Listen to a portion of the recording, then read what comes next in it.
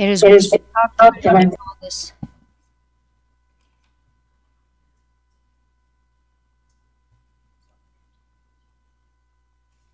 Okay. I will call this meeting of the Douglas County Planning Commission to order. I would like to say that Commissioners Klutz and Lyle are absent, and Commissioner St. John is joining us on Zoom. I also want to congratulate Commissioners Walter and McCallop on their reappointments and ask Jim to lead us in the Pledge of Allegiance. If y'all join me in pledging our flag. I pledge allegiance to the flag of the United States of America, and to the republic for which it stands, one nation, under God, indivisible, with liberty and justice for all.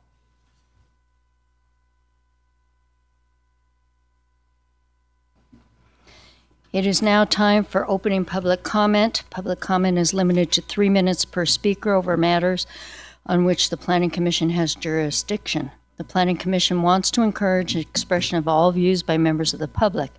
However, if content is disruptive, irrelevant, willfully misleading, or disrespectful to the public, the PC, or staff, the individual will be told to stop speaking. Public comment will also be taken on agenda items that are identified for possible action, and there will be closing public comment. I will now open public comment. Please sign the roster, state your name for the record into the microphone.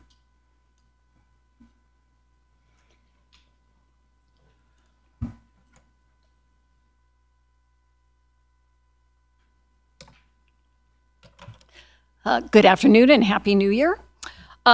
Today I'm here to strongly urge you as Planning Commissioners to start attending Tahoe Regional Planning Agency Advisory Planning Commission meetings to see how their Planning Commission differs from ours. You'll get to hear from different local jurisdictions planners. We have a planner that also attends, and we have a lay person that has been assigned. I'd also think you might find governing board meetings and other committee meetings that directly relate to the Tahoe Township interesting as well on Tahoe-specific Douglas projects. January 28th will kick off TRPA's Phase 3 housing notice of preparation for an environmental impact study, and then February 11th, the Advisory Planning Commission will also hear a presentation. Phase 2 housing for affordable, moderate workforce, whatever term suits the proposed project, was incorporated into the Douglas County South Shore Area Plan by the Tahoe Regional Planning Agency staff as required by their Code of Ordinances, which is Chapter 13 area plans. As Douglas County chose not to provide substitute equivalent standards unique to Douglas County as a township.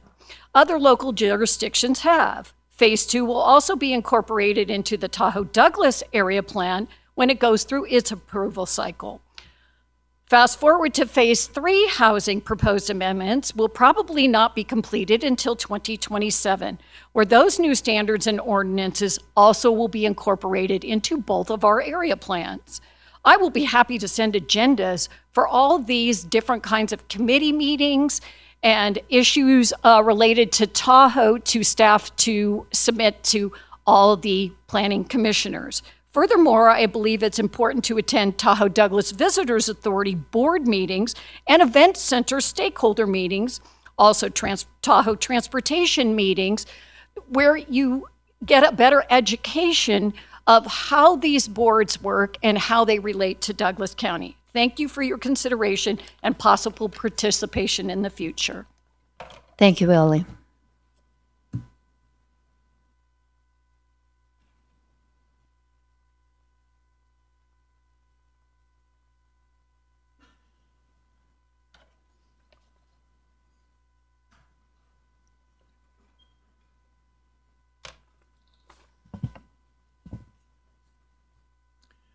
Jim Slade. There are two different processes utilized by the county, specifically by community development, on which I would like to comment. The first of these is the use of consultants. It is common knowledge, has been verified in many studies showing that consultants tend to come up with recommendations that are in keeping with the desires of whoever is paying them. When it comes to issues around growth and development, community development has consistently shown that they value development over community. One need look no further than their support for Park Ranch moving receiving area to the heart of the Carson Valley, which will result in over 2,200 homes where only 68 were previously allowed. This was the county's worst decision this century and was done despite public opposition running more than 50-1 against it. And let's not pretend that that same type of bias is not still happening. One need look no further than the recent emails between staff and Barton regarding the development plans at the lake, overtly supporting the developer while denigrating the public and being dismissive of public concerns. It is clear that the well-paid consultants in nearly every case are striving principally to please the clear desires of those who are paying them, county government. My second concern is with the so-called stakeholders, which is just a convenient term for those who have a financial interest in the recommendations often put forward by those consultants. Most often the stakeholders include developers with their obvious profit motive, and frequently include ranchers who understandably want to get the highest value for selling land to those same developers. It also may include community development and other county staff supporting those moneyed interests. These are always backroom meetings with no transparency and no public input. The true stakeholders in Douglas County are our residents, but they are routinely ignored. In most cases, the public is not even aware of who is participating in the stakeholder meetings. Our residents deserve more transparency, more concern for the public welfare, and more attention to the clear public desires for sustainable growth and development to pay for itself. Yet the county continues to allow more and more development in known alluvial floodplains, then plans to impose fees, really taxes, to pay for the incredibly expensive $140 million stormwater projects. The towns of Minden and Gardnerville, in their plan for prosperity, fared not to expand their town boundaries or urban service areas until the towns were 85% built out. Yet they had no problem in ignoring those promises for the Buckeye Farms development. As usual, the powers that be have sided with the moneyed interests to the detriment of the general public. The public interest should always be foremost. They are the real stakeholders in decisions that affect our quality of life, our rural lifestyle, and our water. Thank you. Any others? Seeing no one rise, I'll close public comment. Agenda, are there any changes? Seeing none, do we have a motion? I would move to approve the agenda. Do we have a second? Second. We have a motion by Jim, second by Paul. All those in favor? Aye. Motion passes unanimously. Approval of the minutes for the meeting of December 9th. I have one correction. It seems that Board Chairwoman Hales made another appearance at our meeting on the top of page 8. And other than that, the minutes looked perfect. Does anyone else have any changes? Seeing no one make any, do we have a motion? I would move to approve the minutes. Second. We have a motion by Jim, a second by Kirk. All those in favor? Motion passes unanimously. And now we move to our agenda for possible action. Discussion of the election of the chair and vice chair in compliance with Chapter 2.06 of the Douglas County Code and Section 2.1 of the Planning Commission bylaws. I want to start by saying it's been a wonderful year serving as chair. And I know I'm eligible for another term, but I think it's time to pass the torch and put some new blood in this seat. We're doing Title 20 this year, and while I would love to sit here, I think it may be a contentious year, and I'd rather not shed my blood. So I'd like to make a nomination this time around for Paul Bruno to be Planning Commission Chair for 2026. I would second that. We have a motion and a second. Is there any discussion? Madam Chair, do we want to have public comment on this since it's an action item? Well, should we have discussion first and then public comment? Fine. Okay, is there any discussion? Since we have a motion and a second. Kirk. Thank you, Madam Chair. I, too, want to congratulate you for an outstanding year of service. You are fair, you are well-prepared, and you make our job a lot easier. And in absentia, I'd like to thank Vice Chair Klutz. He has been a very reliable member of the Planning Commission, and we appreciate all the good work he has done. So thank you for your service and your willingness to pass the torch. Any other comments?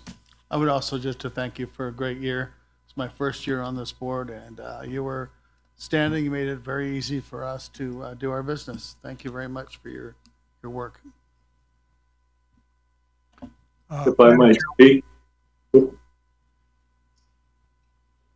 speak, I also want to congratulate you for an excellent year, Chair. And Paul, I think would be a great choice. And James, congratulations on your reappointment. Thank you, Dan. Paul. Thank you, Madam Chair. I am honored and privileged to be nominated, and I want to tell you that I am prepared. Having given blood just 2 weeks ago, I'll be prepared to shed more as the year goes on. I will open this for public comment. Mr. Slade. Jim Slade. I just want to also thank Chairman Casey for always doing a great job in her several terms as chairwoman. And have no objection to Mr. Bruno being chairman. Good luck. Thank you, Jim. Anyone else? Seeing no one rise, I will close public comment. We have a motion and a second on the floor to elect Paul Bruno as chair of the Planning Commission. There's no further discussion. We can vote. All those in favor? Aye. Aye. Any opposed? Hearing none. Congratulations, Paul. Now we will take nominations for vice chair. Are there any? I would nominate Kirk Walder for vice chair. Is there a second?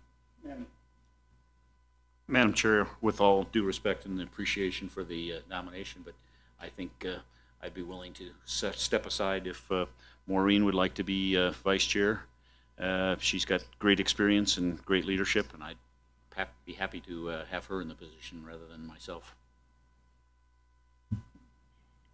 Can I change my motion then? I would nominate Maureen Casey as vice chair, and I agree on her experience. And I think either one of you would be a great vice chair, but if you want to pass the baton, I think Maureen would be a great vice chair. I second the nomination of Maureen Casey for vice chair. We have a motion by Jim and a second by Kirk. Is there any discussion?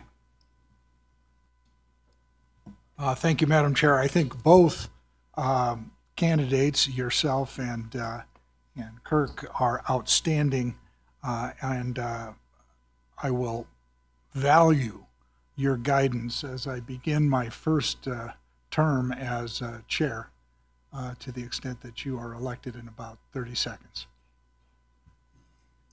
I will sharpen my stick to make sure you shed lots of blood. Dan, do you have anything to say? No, but I will support the motion. I think it's a great choice. I will open this for public comment. Seeing no one rise, I will close public comment. We have a motion and a second. All those in favor? Aye. Aye. Motion passes, and Maureen Casey will be vice chair for 2026. And that was easy. We will take a 5-minute break while we play musical chairs.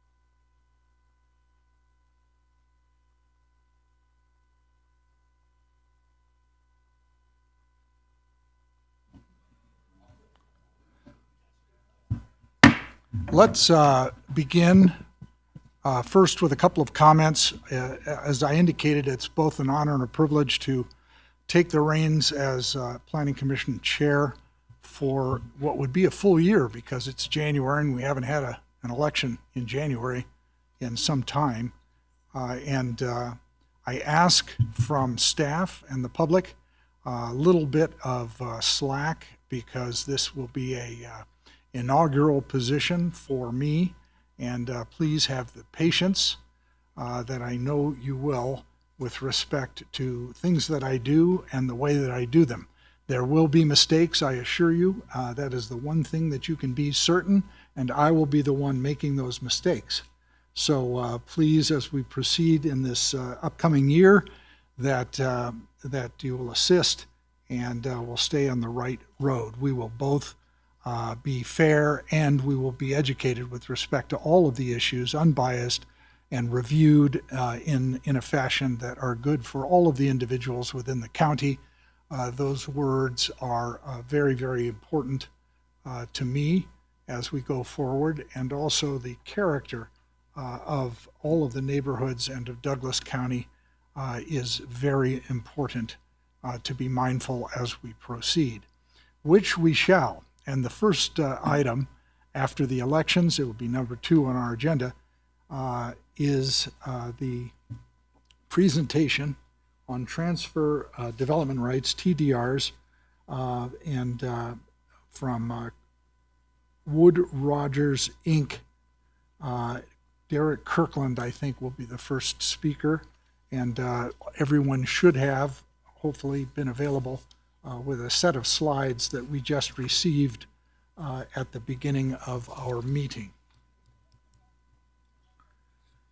It is for possible action, the presentation and discussion on the transfer development rights study that commenced in September of 2023. Wood Rogers will present findings from the study, discuss collaboration utilized during the study, and make recommendations to future pathways and changes for the TDR program. Mr. Kirkland? Chairman Bruno, if I may, Kate Oh, Morales yes, ma'am. O'Neill. No Staff, problem. sorry, Kate Morales I O'Neill. apologize. It's There's okay. my first mistake, ma'am. No, I'm not on there, so that's okay. Congratulations, by the way, Chairman Bruno. I think you'll do a fantastic job, and thank you to previous Chairwoman Casey, for all your hard work and dedication, and to all of you. It was a great year, a daunting year. But we appreciate all that you do and your dedication and service. I would like to introduce Derek and Melissa from Wood Rogers. They'll be doing the presentation today. This has been a lot of work, a lot of collaboration. Wood Rogers has done a fantastic job of, number one, just trying to grasp our existing TDR program, what has been done in the past, trying to compile 25 plus years of transfer development rights, and it's been a lot of work. So we appreciate everything they've done, and we look forward to sharing this report and PowerPoint with you. So at this time, if Derek and Melissa, you could come up and we'll go from there.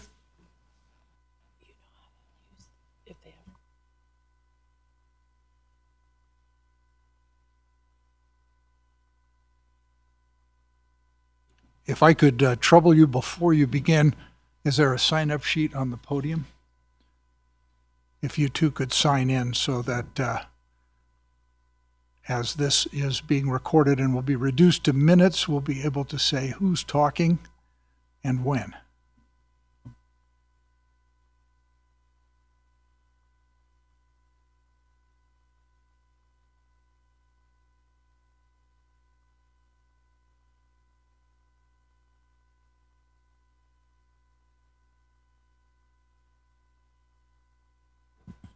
All right. Thank you, Mr. Chair. Derek Kirkland with Wood Rogers. So we were hired, as Kate mentioned, to help with the TDR study. A lot of research, a lot of working with stakeholders, and we also had a couple other consultants that were part of our team that are not here today, but Leland Consulting Group helped us do a lot of the background information a lot of the case study research, and we also had the FCS group who was on to help us do some financial analysis. We also collaborated with the University of Nevada, who helped us with some of the data collection as well.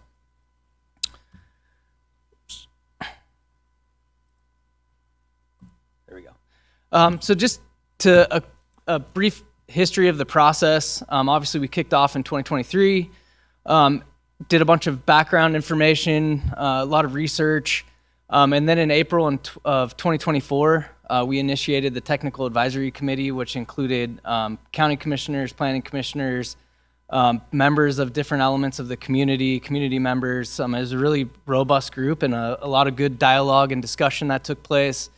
And then throughout 2024, we also met with, we did individual stakeholder interviews with some of those people, as well as some additional members that were recommended to us that we talked to at the TAC. And then we moved on to kind of the expert case studies where we reached out. And obviously, as we know, Douglas County is very unique in terms of the Transfer of Development Rights Program. There's not a whole lot of them in the country.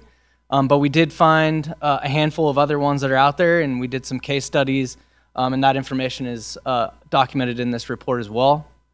And then the beginning of 2025, FCS Group completed their financial analysis, basically looking at the cost of a TDR and its impact on development and just kind of a whole analysis. And obviously, that was a snapshot in time, and obviously those things change, but it did give us some information in terms of how that works and how that could impact the TDR program going forward. And then we came out with some initial recommendations about a year ago, April of 2025. And then we convened a second TAC meeting where we went over those recommendations and had a lot of discussion about some options. Those recommendations were updated, and we actually held a planning commission workshop with this group back in August, where we got a ton of great feedback from the planning commissioners and members that were there for that public workshop.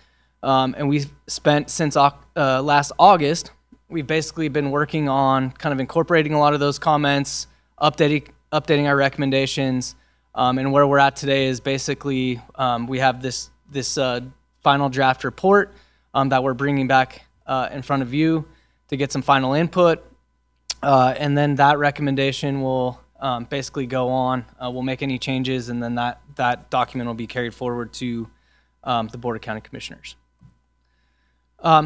Just to recap the Planning Commission workshop, obviously there was a lot of discussion there, but the main themes that came out of that is I think everyone was in agreement that we need to keep the TDR program. Started in 1996 and has been successful, preserving over 4,600 acres.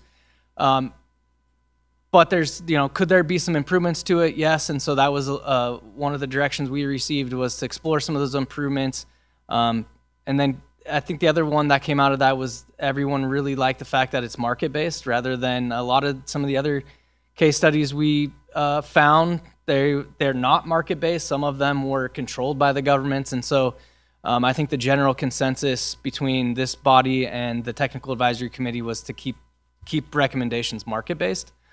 Obviously, Douglas County is a wonderful place, and part of that is because of the community character, the ag land, and so protecting that is a key, especially the floodplain areas. In terms of improving the program, there was a lot of discussion about the administration, transparency, a lot of questions about data keeping and record keeping, and I think everyone kind of agreed that there's definitely some room there to implement some better processes. So you'll see that in our recommendations today.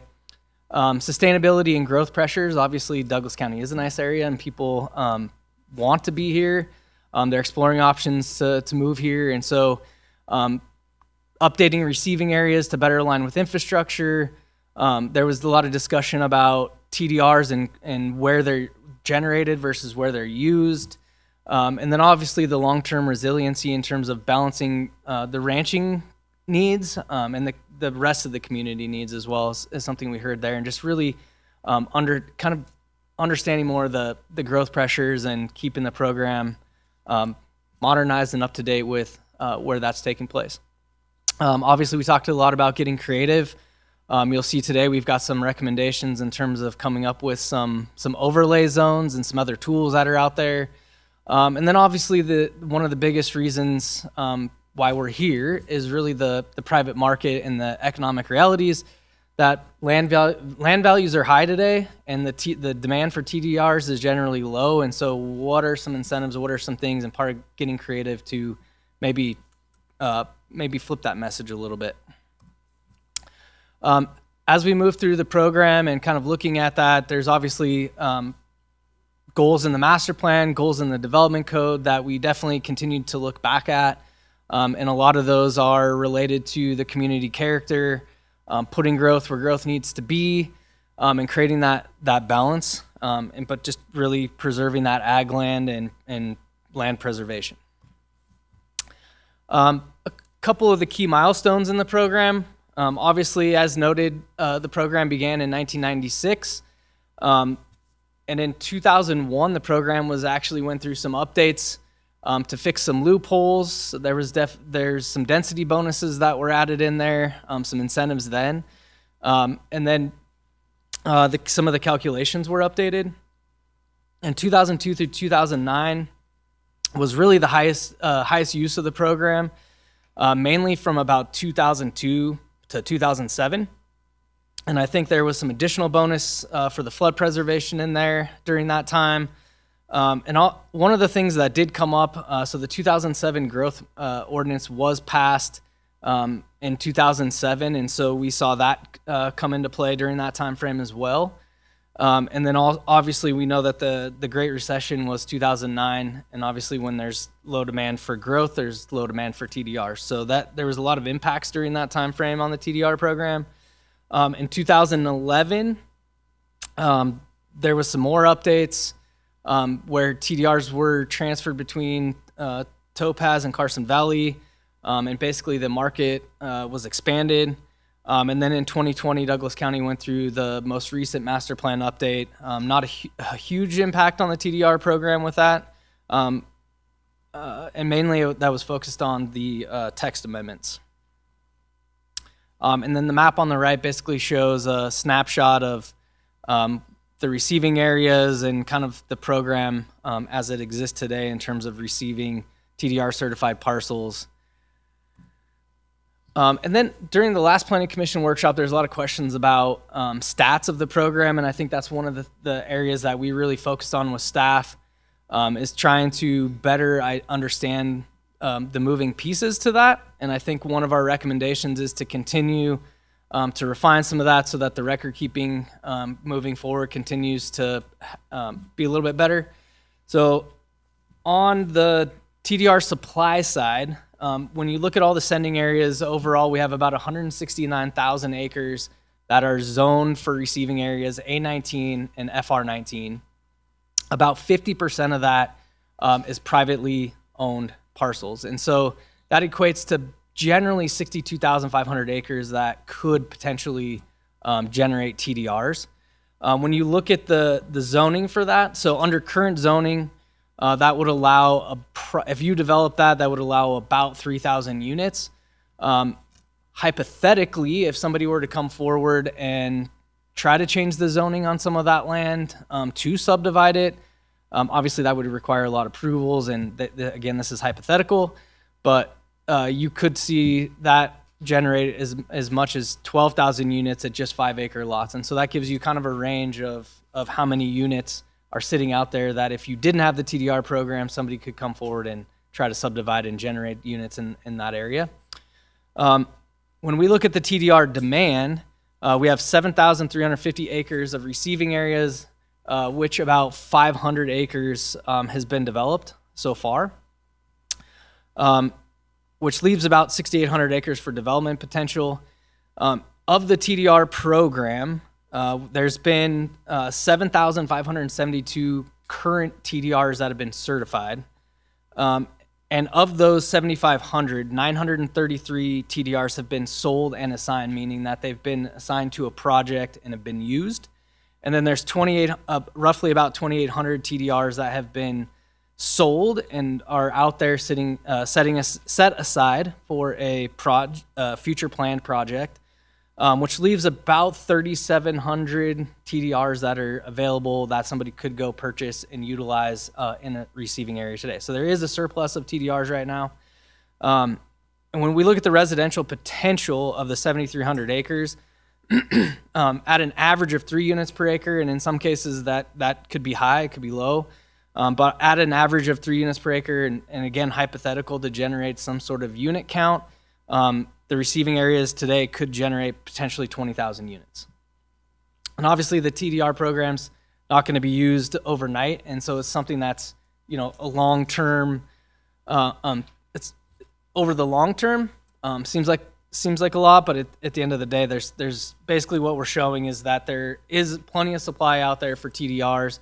While we do have a surplus, there's plenty of units remaining in the receiving areas that could easily suck up those 3,700 units going forward in the next 20 plus years probably. So some of the key findings, again, we kind of went over these last time, so I'll be brief. But some of the benefits of the TDR program and why we want to keep it was really the liquidity that gives a property owner the ability to generate some revenue, but still maintain and still have their ranching activities, which also helps with tax planning. I think everybody really liked the market-based transactions and keeping it market-based. And then obviously just the preservation aspect of it, and we've already preserved 4,600 acres, so it's been successful. Maybe we've had a slowdown, but we definitely anticipate it being successful moving forward. And obviously the density bonuses were a benefit. Some of the challenges, transparency, there was a lot of uncertainty, people not understanding where to go to get TDRs if they were interested in developing in a receiving area. Access to information, just being able to see what's out there. I think there's some expertise as things change, as staff leaves, just having some ways to make sure that people understand kind of the history and how the program was developed and why. High land values is obviously having a big impact. Could you sell your land for more value than you can sell a TDR for? Obviously incentivizing working land, not just preserving it, but making sure it's maintained and keeping that community character. There's some inconsistencies. There was a lot of discussion about infrastructure issues, and could the infrastructure be slowing down some of the receiving areas? There's questions about the future of sending and receiving areas. Should some of those be modified going forward? And obviously, kind of back to the streamlining is just the process and getting through that process. On some of the market-based studies that we did, simplicity and transparency. So part of that you'll see in some of our recommendations is really trying to make a predictable supply, marketing and education, and really giving people tools to know where the TDRs are and where they can go to purchase those, trying to make that a little bit more easy, and also just marketing the program in general. Just some of the other things that came up is the political will. Obviously, the politics play a big role in these types of programs. And some case studies we saw is, the states ran them, and the states actually generated funds so that they could actually acquire some of the TDRs and sell them for less. And so obviously every community was different in every case study. Douglas County being market-based, there was still a lot of discussion about consistencies in administering the code and making sure that the political will is kind of behind it, which it seems like it is for here.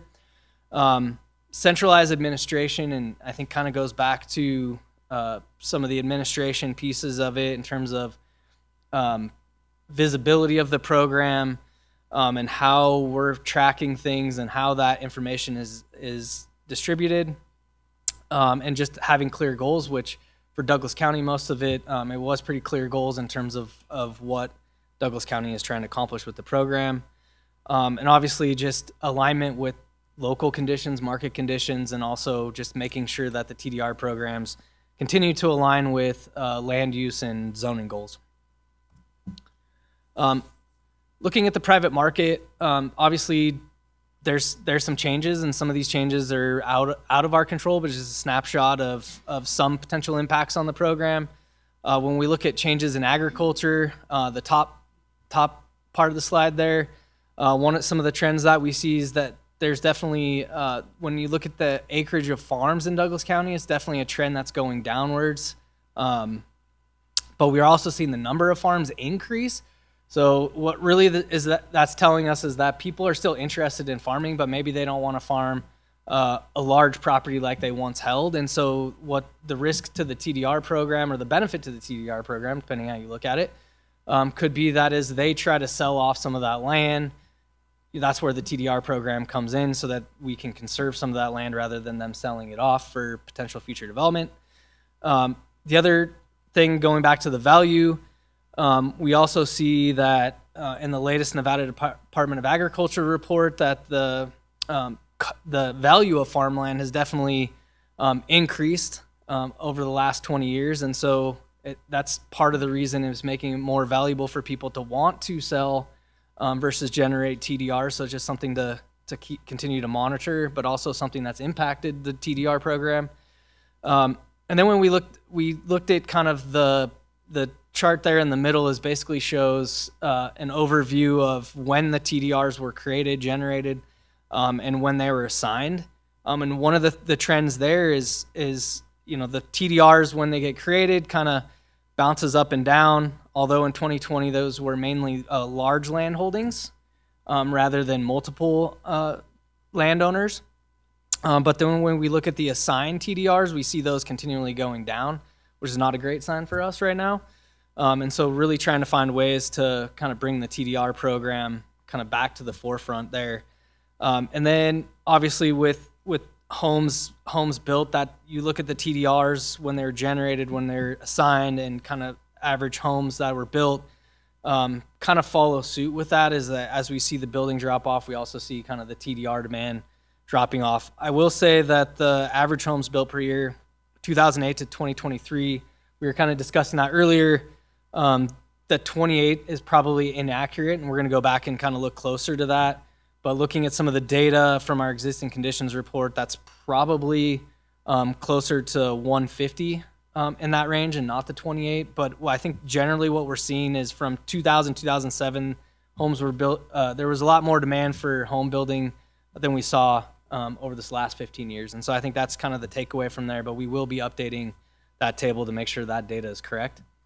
And I think it's really just when we look at the market, it really comes down to the balance. It's a balance of the value of the land versus the value of a TDR. And obviously there's a lot of market in there in terms of how much a developer can afford to pay for permits, and you add the TDR to that cost, and it starts to, obviously makes their projects more expensive, which also has an impact on what they have to sell those houses for.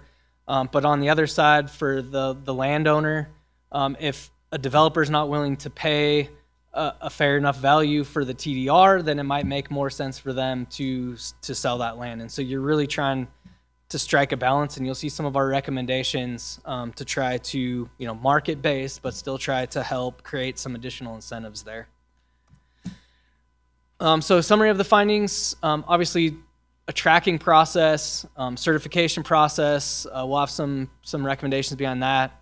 Market misalignment, we just kind of talked about that a little bit, is the demand for TDRs goes down, so does the opportunity to preserve land. And so we really need to look at ways to try to encourage people to utilize the TDR program.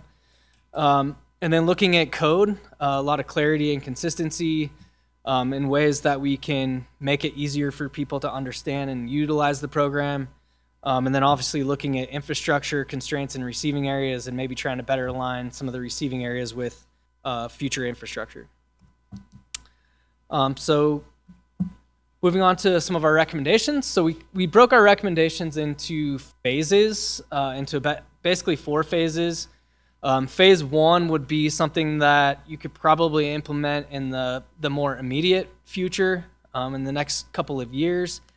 Those include setting up an internal database that's unique, that has unique tracking IDs.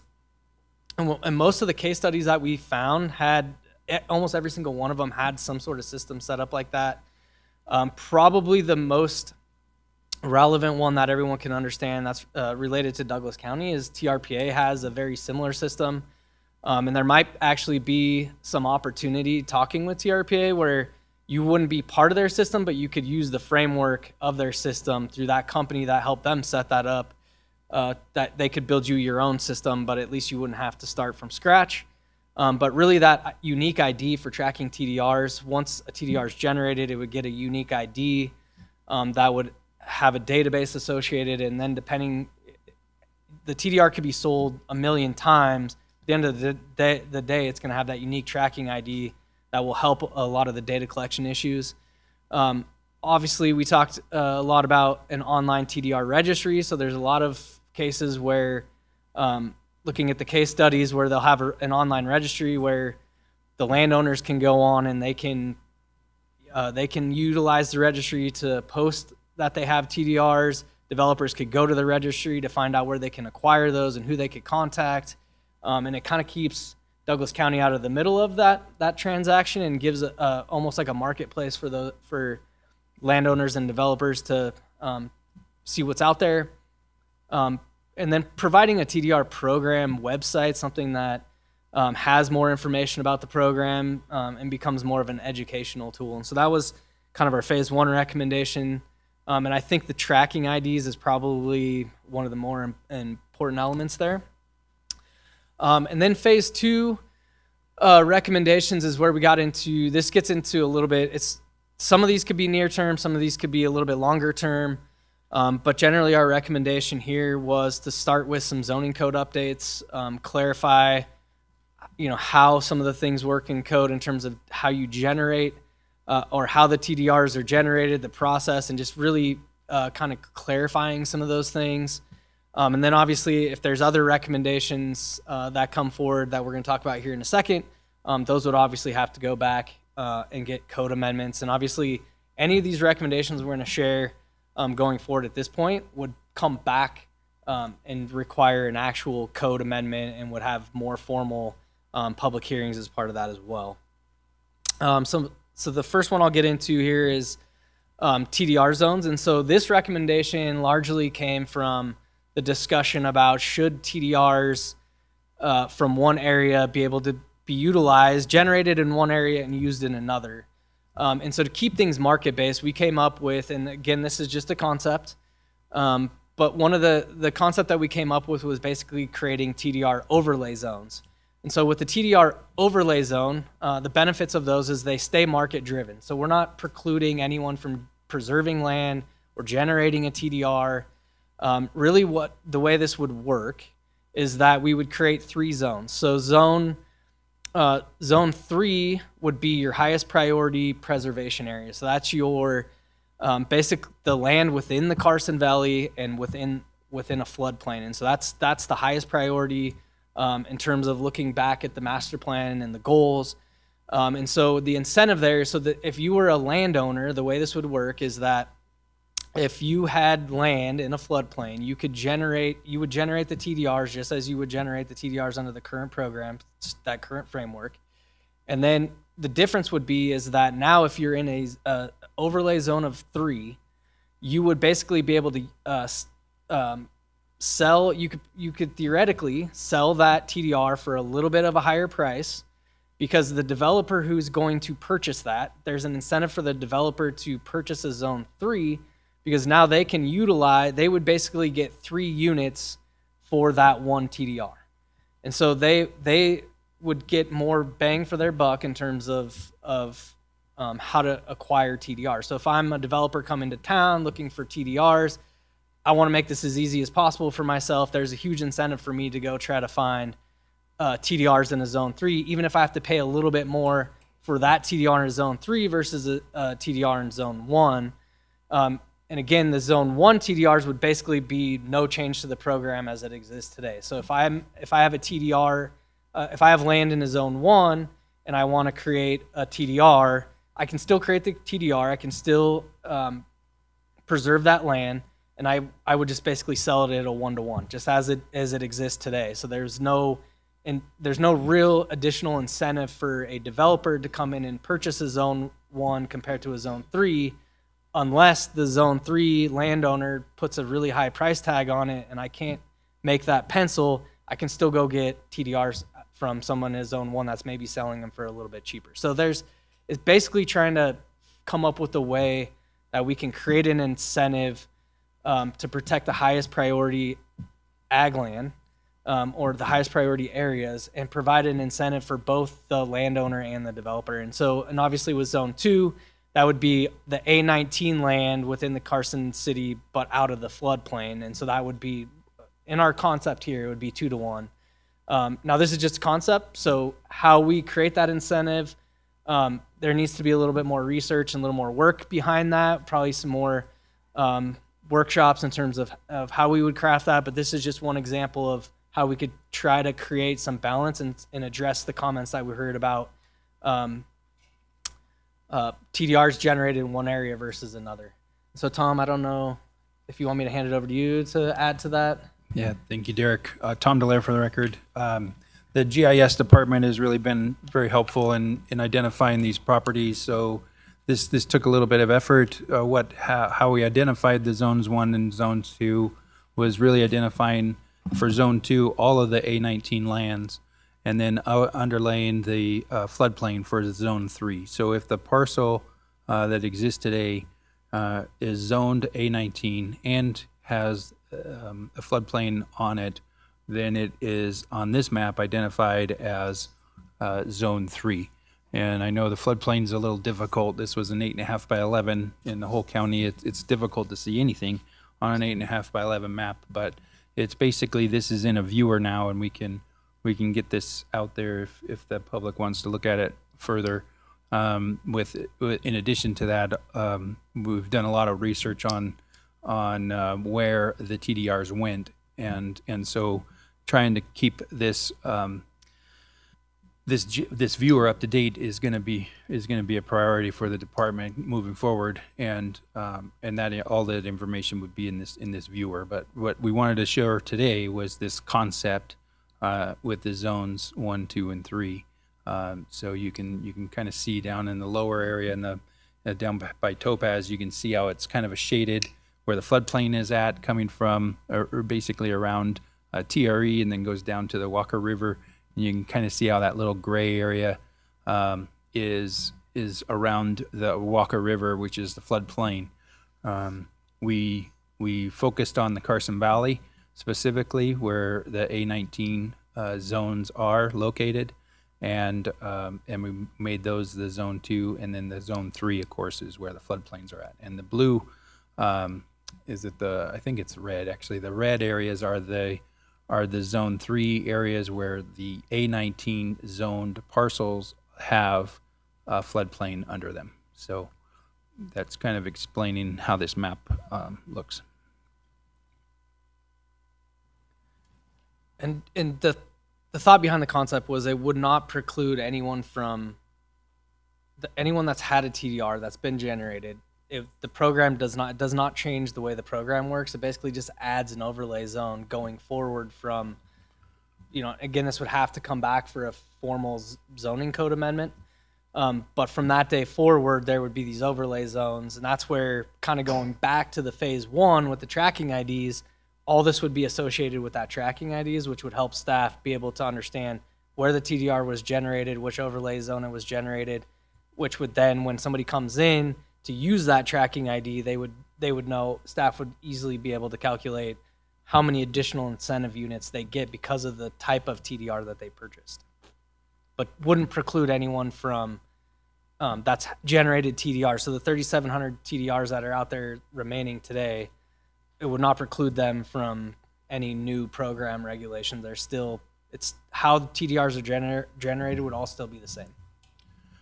This is Tom again. We could also recertify some of those older TDRs if the owner wanted. If this program gets implemented, we could recertify them into this program so that we have that unique identifier assigned to the TDR, which would be extremely helpful, because right now the TDRs is based on the year they were issued. There might be 3,000 of them in one year, so it's basically just it's very difficult to track. Like Paul ended up buying TDRs number 1 through 50, and Maureen bought 51 through 70. We wouldn't really have an opportunity to track that in the sales deed, whereas the sales deed would specifically show the permit number and the certificate number with which TDR number it was. So literally on the deed, it would show 1 through 50 and 51 through 60. So tracking those individually is going to be important moving forward, especially if we are going to apply them in this fashion. Mr. Kirkland, would it be inconvenient if I allowed the planning commissioners to ask clarification questions during your presentation, or a short question having to do with the topic that you are covering currently? No, if there's questions now, I think now would be an appropriate time. Okay, because otherwise I would hold them till the end. I didn't want to Yeah, no, disrupt your flow. Yeah, appreciate it. No, it's a very complex topic, so I think asking questions and having a dialogue now would probably be best, honestly. All right, Commissioner? So kind of two issues that are going on at the same time, and one is we're talking about a stormwater utility. So say an area that's in the floodplain now, but isn't in the floodplain 10 years from now or 5 years from now because of infrastructure, how would that affect the value? Would that be reclassified, or whatever it is at the time of the sale be how it's classified forever? It's a great question. I'll let Tom handle that one. Well, the stormwater program is really focusing on the areas coming out of, right now, we're focusing on the Pine Nut Mountain Range. So there are a few parcels that is in A19, basically from Orchard Road towards the highway and then up towards Stephanie, that would be affected, mainly that big area there in blue, which we are showing as a Zone 2 already in that area. So if we were to build a large basin, let's say in the Pine Nut, there isn't a whole lot of parcels that would be affected by that. And we're not going to be able to build a basin large enough to hold the flows from the Carson River. So those will only get worse as FEMA continues to keep adding regulations. They're talking about adding like 1,000-year event map. So it could just get worse. So in the future. Thank you. One moment, go ahead. Vice Chair. Question about, Maureen Casey for the record, about Zone 1. My concern is because the TDRs in Zone 1 would be a lot cheaper, that we should discourage TDRs from Zone 1 unless they have a quantified value, that they're in a view shed or they are draining into a watershed. Otherwise, we could end up with TDRs coming from the hinterlands that have no value whatsoever, but one landowner owns them and they want to transfer for some development that they want to do, say out in Fish Springs. And that, because of that, I'm really concerned about us allowing TDRs from Zone 1 at all. And I don't know if that you find that to be unreasonable, but unless we have something to really present evidence that they are of any value to the program, do you have something that you can justify why we should include Zone 1 at all? I can. This is Tom. I think it's a little deceiving, Ms. Casey, that Zone 1 here is also showing all the public lands. We do have 2 watersheds, or 3 watersheds actually in the map. There's a few more actually, Eagle.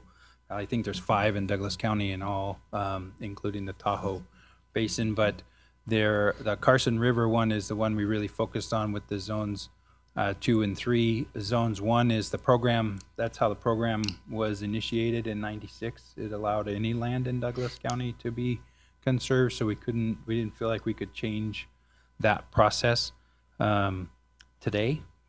If that's something that the commission wants to do, then we'll have to figure that out. But we didn't feel like we could actually, yeah, I think Bentley has identified a number of lands up in the Pine Nut Mountain Range that have been stripped for TDRs, which he dedicated the land to the wild horses, that outfit. You know, I think they actually own the lands now, and those TDRs are around where that Zone 1 is labeled today, and we can show, you know, on the viewer, it would show where those are at. I think there was I have a map in our conference room that has all the open space in the whole county on it, and you can see those there. But those areas, like where the wild horses are at, that in that land would drain either to the Buckeye Wash or to the Pine Nut Wash, eventually back to the Carson River. So they're in the Carson River Basin, one south of where TRE is at, and going into the Walker Basin. If that's what you're referring to, then it will add another layer of complexity if we are going to start separating hydraulic basins on drainage. I think it's worth going through that complexity because we may never get another shot at this apple. We're all going to be gone by the time this gets reviewed again.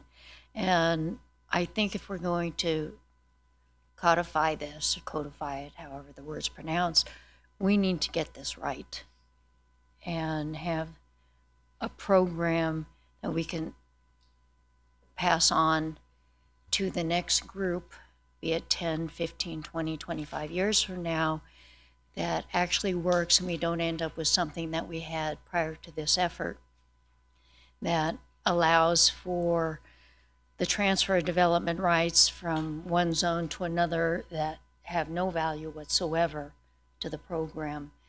And it doesn't fulfill the intent, the original intent, which is to save important lands.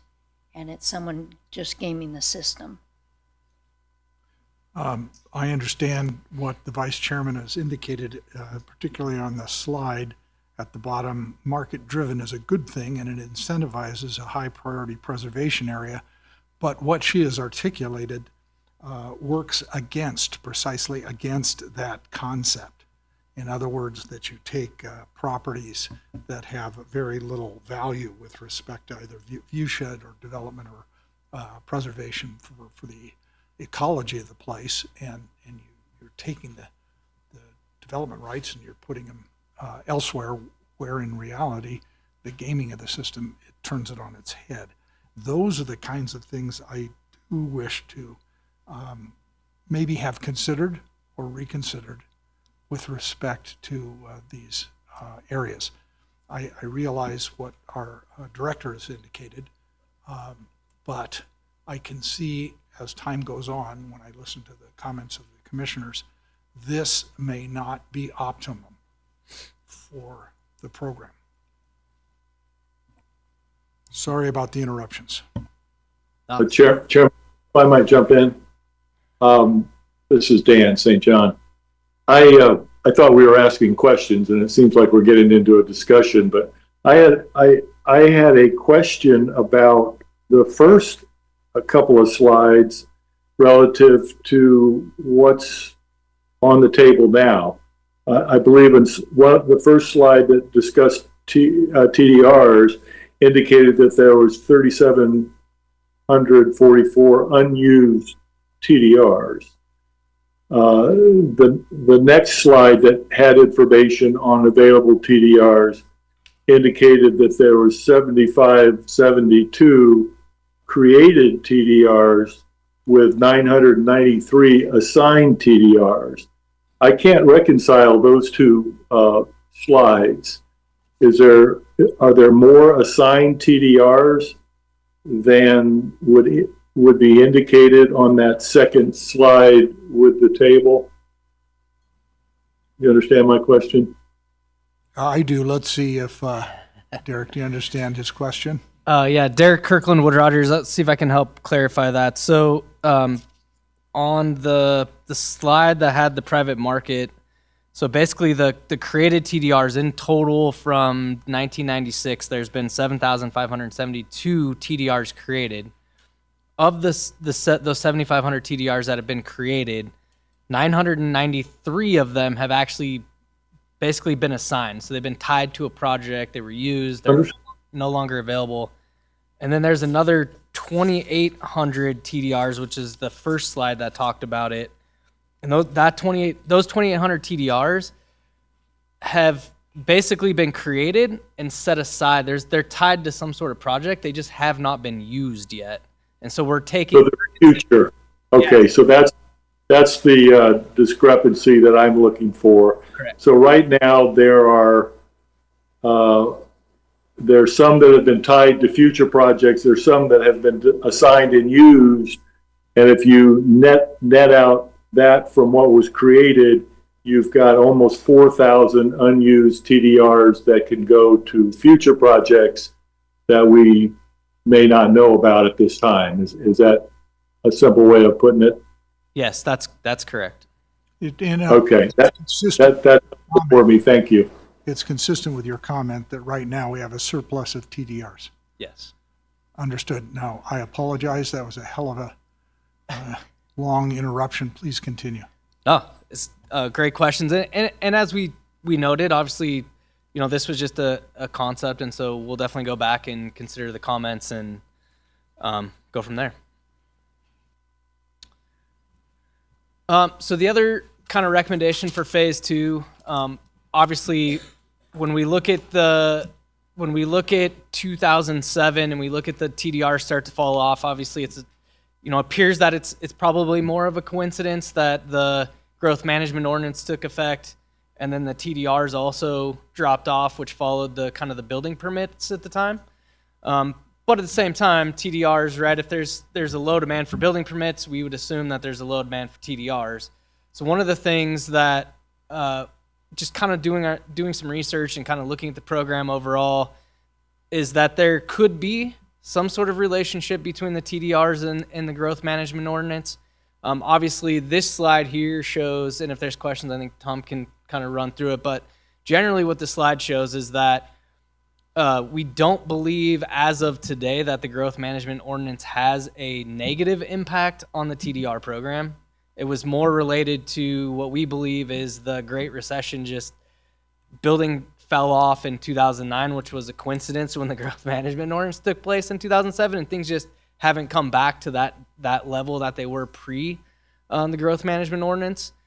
However, we do feel like if you look at the overall projection of where building permits are headed and the growth management line, which is basically the green, kind of that green and red there, is that there could be theoretically a time in the future. We don't obviously have a crystal ball and can't tell you when that will happen, but we feel like it's something that should be monitored, because what we don't want to happen is that the growth management ordinance has a negative impact on TDRs, which would then also have a negative impact on preserving land. So one of the recommendations was if at some point that the growth management ordinance does start to have an impact, meaning the capacity in building permits is lower than the demand for building in the receiving areas and acquiring TDRs, is that maybe there could be some additional incentive that we need to look at to keep the demand in the receiving areas going so that the demand for preserving ag land continues to follow it. And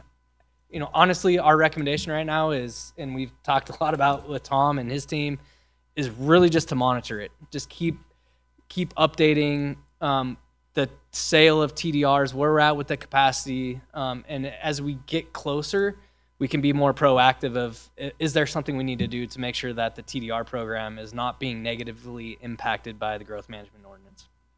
Tom, I don't know if you want to add. Tom Delaire. Thank you, Derek. I don't know if you guys had any questions on this slide. We've consolidated this. You guys have seen this before, down to just I just wanted to go and make sure you guys understand and the public understands what this slide represents is the distributed allocations per the growth management ordinance. And then the green line is including the vested. So that's the main line that that was established in the main table that was established in code. And then the black line is what allocations have been issued. And we have gone back and tracked all the vested projects. And so that's what this chart is showing, is both the black line is the vested in the individual and the project allocations that were issued by year. And so we update this this graph probably 3 times a year. And then that's the chart that Colleen issues and sends out to all the commissioners. And I think you guys get a copy of it as well. She's going through and updating those now for the year. So I'll get this thing updated for actual December. These numbers are through November. And so we'll have 1 more month of data to add to this chart when it's finalized and before it goes to the commissioners. Can I ask a question? Because I don't fully understand that graph. So the black line needs to stay below or at the green line, which extends into the mauve line. That's the growth management ordinance trajectory. Is that correct? Yeah, Dan, this is Tom. That is correct. That's the total number of allocations distributed. And then what happens with the growth management ordinance is you have the vested subtraction, the 47% of those allocations gets subtracted for the mauve line, that color, that lower chart on the consistent, right. basically like a little curve. And then in 2031, the allocations for the vested goes, the tracking portion of it goes away. And then it jumps back up to it's that 25-year period since the growth management ordinance was instituted, and so it goes back to the full number. So I think in 2031, have that chart here. It was going to go to 510 allocations issued in 2031, whereas today it's. For 2025, it was 453 allocations issued total, and in 2026, it's 462. So that tells me as of today, we have room to allocate an additional 130 or so units. That's correct. And we have almost 4,000 TDRs available.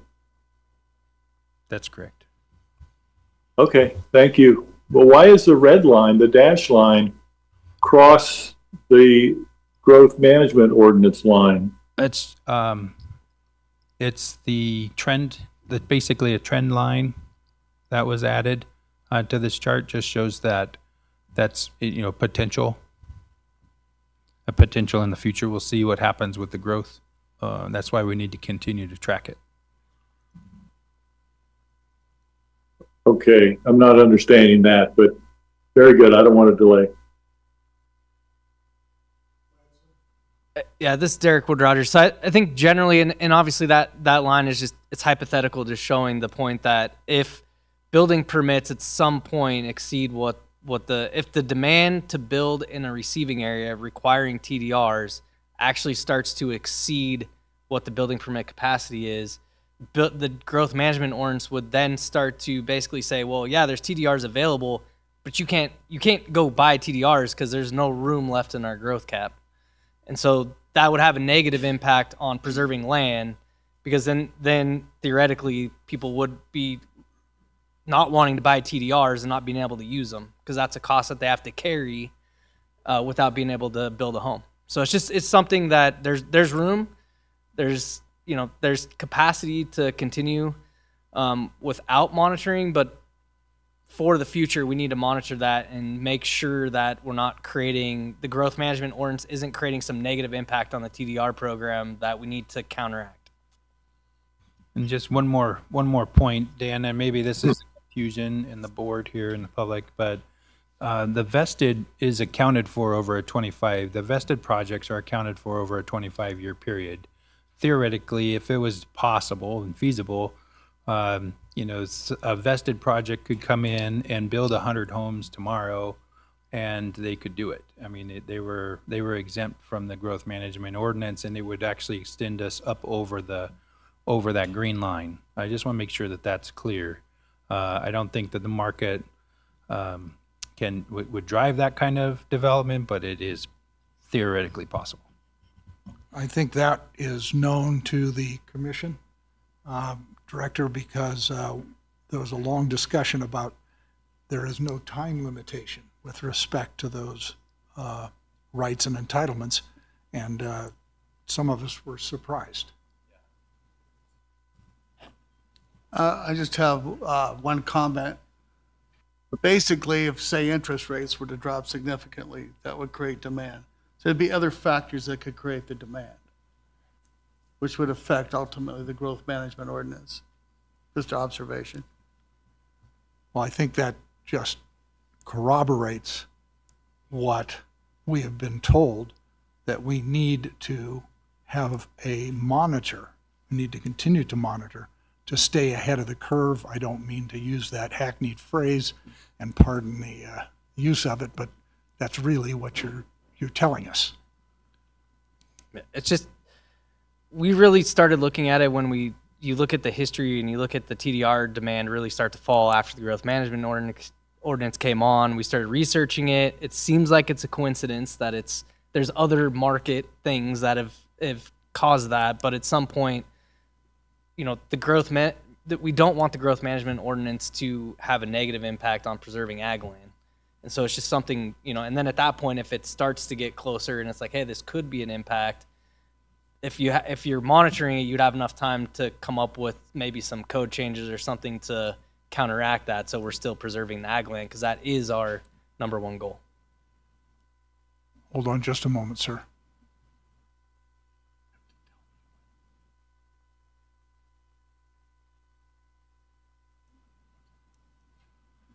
Thank you. Go ahead. All right. Phase 3, this was really more of the master plan. Obviously, as we look at the master plan, that's something that's more long term. Obviously, there's updates that happen within 5 years. And so one of the things that has come up is obviously the receiving areas and infrastructure and the floodplain. And so our recommendations really is to, when the master plan comes up, is look at the receiving areas and try to maybe look at maybe some potential changes to the receiving areas in terms of infrastructure. What's reality? Obviously, we have a lot of receiving area out there. Is there any changes we want to make to those receiving areas? And so that would be something that typically would come with a master plan update or a master plan amendment, because that would require some area plans and some different things that are a heavy lift and would require public hearings, and so that's why that's more in our medium term. Just something to look at as we're updating master plans. And obviously there's a lot of discussion about protecting water resources and the floodplain. And so also looking at some other potential code changes in terms of the floodplain and different things that you can do. There, obviously, again, could come with opposition. And so those are things that would be done typically through a big master plan process. Any questions on phase 3? James McCall. I know it was talked about on the workshops, and we broke into groups, and everyone kind of in the group I was in and the group next to me thought about some way of requiring TDRs for all developments. And my thought would be you would exempt maybe somebody buying a lot to build their own home, but developments would all require TDRs so that people couldn't simply avoid receiving areas. And at the same time, I think it would create more demand, which would help the value of TDRs for the ranchers. And that was my thought. How much did you consider that in what you did? Derek Kirkland, Wood Rogers. So there's a section in the report that talks about that, and we did spend quite a bit of time with our consultant team and with staff kind of looking at what that would mean. I think the long and the short is that we did not recommend that, mainly because it would essentially do away with the receiving areas. And at that point, anybody could just go, if I'm a developer, I don't have to necessarily look at the receiving areas. I could just go to any place in the county, find the cheapest land I can get, find the cheapest TDRs I can get, and then now all of a sudden you're just encouraging sprawl. Yeah, you've generated a TDR, but the TDR is no longer being used in an area that is appropriate for growth. And then the other piece to that was if you're generating, if you're having to generate these TDRs, so even for depending on the project, it could actually create an issue for people trying to sell their. It could create an issue where it makes it so complicated to sell things that it actually has a negative impact on people's land values. I will say that you have explained this in some depth and detail in the report, so let's continue forward so we can get through this section. I did just want to follow up. We had people come here when we had the workshop here and talk about why they thought the program didn't work. And the commissioners approved a lot of development that was outside of receiving areas in the first place. So we saw receiving areas literally not being built. And other areas that were being built weren't receiving areas. And that's really why I brought that up. Chairman Bruno, I have a quick question. Go ahead, sir. It's my understanding that all TDRs are equal once they're created, whether they come from Topaz Ranch or they come from the floodplain in Carson Valley or wherever the sending area is. Once the TDR is created, it can be used anywhere on any receiving area. That's the current code as I understand it? This is Tom for the record. Yes, that is accurate, Dan. Okay, thank you.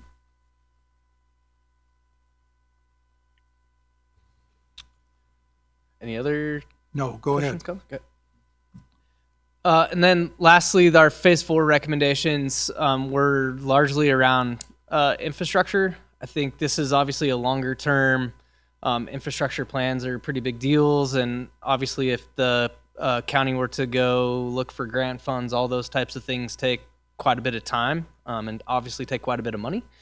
But if you wanted to try to accelerate the use of TDRs, if there was some incentives, or if a developer knew that there was some grant project coming in for a large infrastructure project, or there was more information in terms of receiving areas around certain infrastructure, or impact fees for infrastructure, then you could theoretically entice somebody to come in and build a development knowing that that infrastructure is going to be coming, which would then hopefully generate a higher demand for TDRs for that receiving area. And so that's why this recommendations here is really just planning for growth and trying to incentivize developers to look at the receiving areas and maybe speed up kind of the demand for TDRs there. But again, pretty complex topic and could have a fairly high price tag. Chairman Bruno, I have a question on that. Go ahead, sir. A quick one, I'm sorry. It sounds like you're inferring that the county would be building the necessary infrastructure to support a new development in a receiving area. My understanding is that the developer would be responsible for building the infrastructure necessary to support the new development. And therefore, this discussion about high costs really isn't germane to the county. What am I missing? This is Derek Kirkland, Wood Rogers. So to answer your question, I would say yes and no.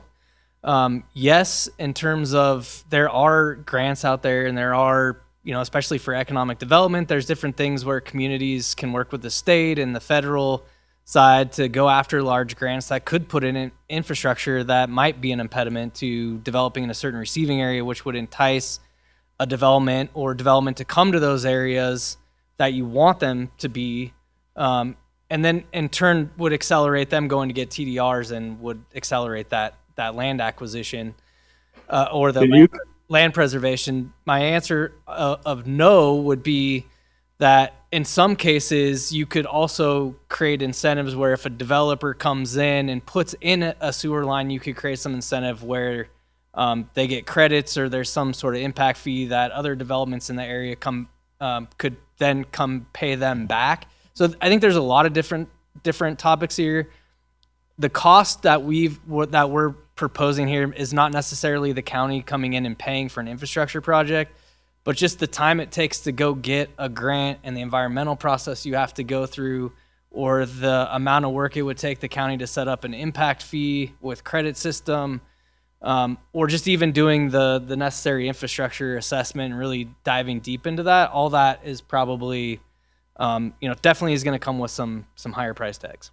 Understood. Regardless of where the funds ultimately are going to come from. Correct. Understood. Go ahead, sir. And then lastly, the other thing we got asked was, what about other tools? And there's definitely other tools out there.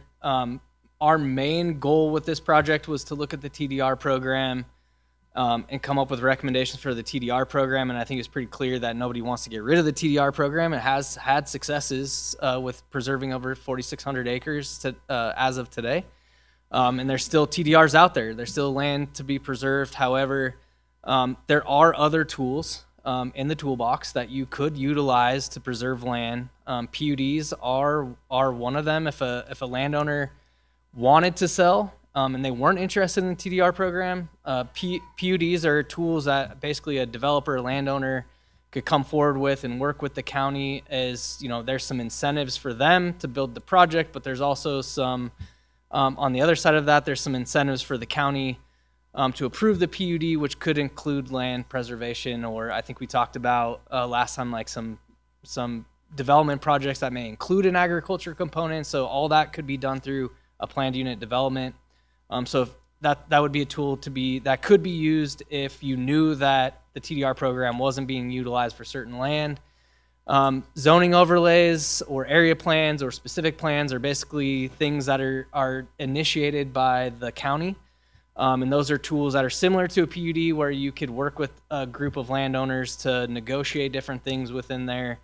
The zoning overlay, we also looked at in the case of basically the TDR zones, creating some incentives. Development agreements are another tool, typically come hand in hand with PUDs, but again, a negotiation tool where you could get some land preservation back in exchange for development. And then obviously there's land donations, conservation easements, which Douglas County has been successful at so far and continuing that. Obviously zoning code updates, we talked about the floodplain, and there are tools that you could limit development in some of those, but obviously come with a lot of opposition in certain cases. And then one of the tools that we saw that was utilized in a lot of the other case studies we looked at was actually a county, or in some cases a state sponsored land purchase program.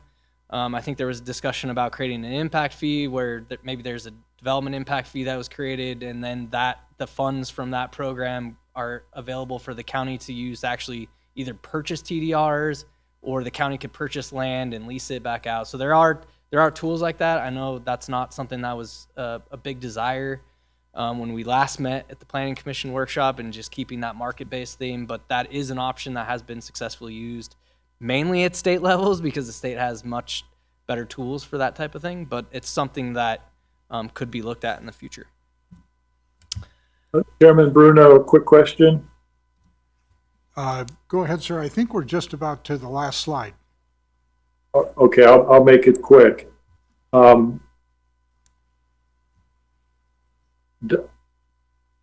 It's my understanding that local government has programs like Carson City for purchase of conservation lands, and it's not state, but it was an initiative taken by the Board of Supervisors. Did you look at that? This is Derek Kirkland of Wood Rogers. I did not look specifically at theirs, but I know there are examples around the state of Nevada where local governments have done that, especially for some open space programs. And Okay. it kind of goes back to the political will. It would just depend on, it would have to be a program that the Board of County Commissioners would have to set up and adopt. Understood. So it is a tool. Go ahead, sir.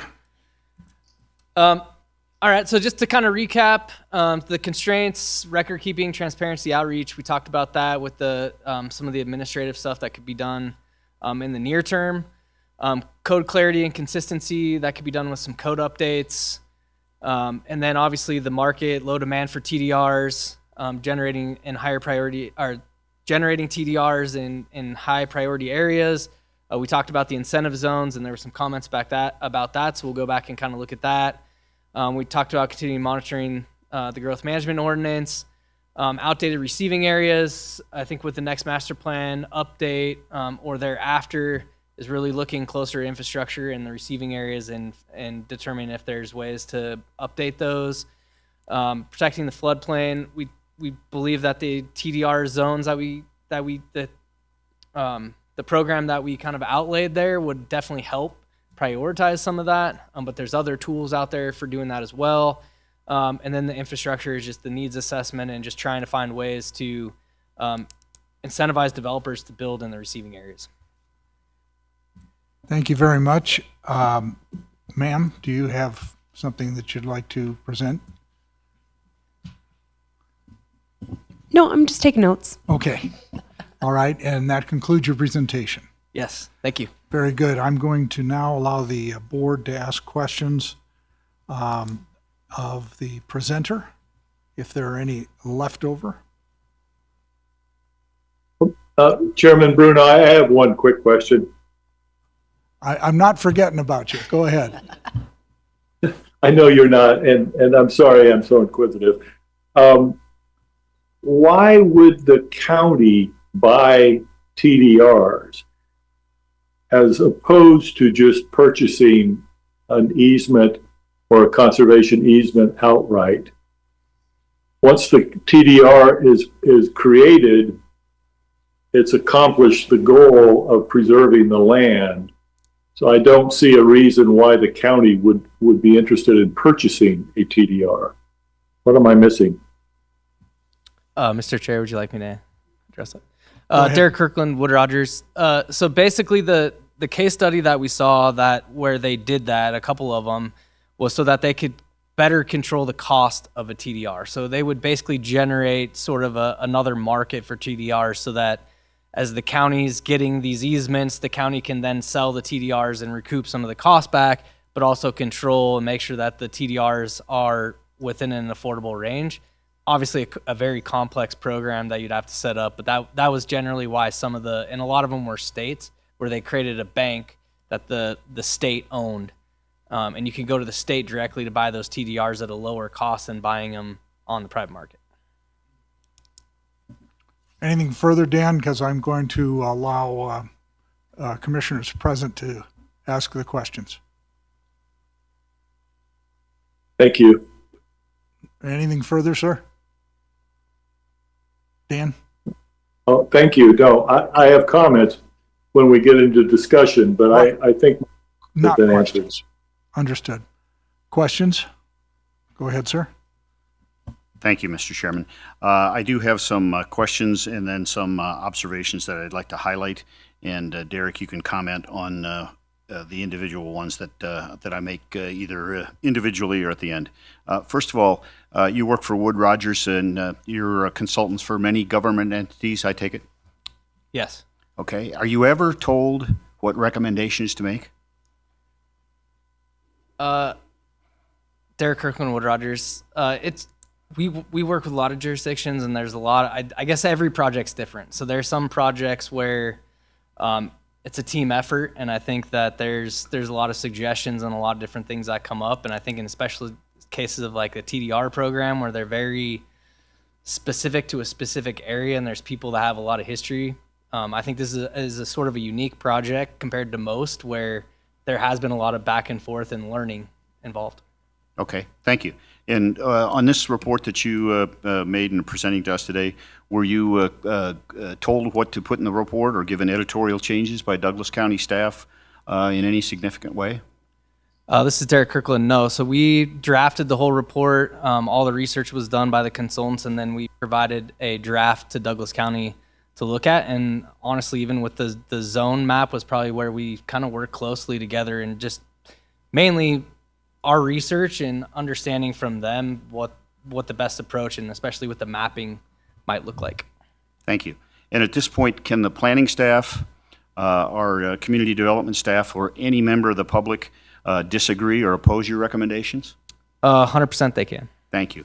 And Tom, Andrea, Kate, do you intend to review this report and freely disagree if warranted? If warranted, yes, absolutely. Thank you. Okay, a number of things that I thought deserved to be highlighted in your report, a couple of them that have questions, but I'll run through these quickly. First of all, you put in the report, Douglas County has had annual population growth of about 0.6% from 2010 compared to about 1.3% for the entire, per year for the entire state. So that's our growth. Number two, our demographics combined with the housing imbalance causes, quote, a pattern of economic displacement. This is on page 72 of our packet. Could you just comment a little bit further on what you mean by a pattern of economic displacement? Yeah, Derek Kirkland, can you read the first part again for me? The section on page 72 is a lot of information on demographics. We talk about age, population, we talk about migration, you talk about a number of different other things that are not directly related to the TDR program, but are important because I think the whole thrust of this is how do we make the TDR program fit what the needs of Douglas County are. So you say our demographics combined, I'm kind of paraphrasing, our demographics combined with the housing imbalance causes a pattern of economic displacement. So I'd have to go back. So Leland is not here today, and I think you're referring to the existing conditions report in Appendix A, and so I'd have to kind of go back to them and ask exactly what they meant in terms of that. That's fine. We can do that. I think a lot of it was related to it's related to lack of new housing, which generally pays a higher tax rate. Thank you. Yeah, if you can get elaboration from them, I take that to mean that we got rich people moving in, we got the middle class moving out. That too. Point number three, and I'm quoting from page 72, without demand from developers, the TDR program can't function. Number four, and this is another quote on page 72, the financial analysis identified that rising TDR costs in combination with other requirements like water rights, impact fees, higher land costs, the growth management ordinance, and permitting timelines together decreased the feasibility for entry-level and mid-priced homes. Point number five, table one, and you discussed this in your slide presentation, so we don't need to spend a lot of time on this, but table one shows the average homes built per year from 2000 to 2007 was 243, while the average homes built per year from 2008 to 2023 was 28. Now, you amended that in your opening comments to say maybe more around 150. So I'd like to have a little more precision in that.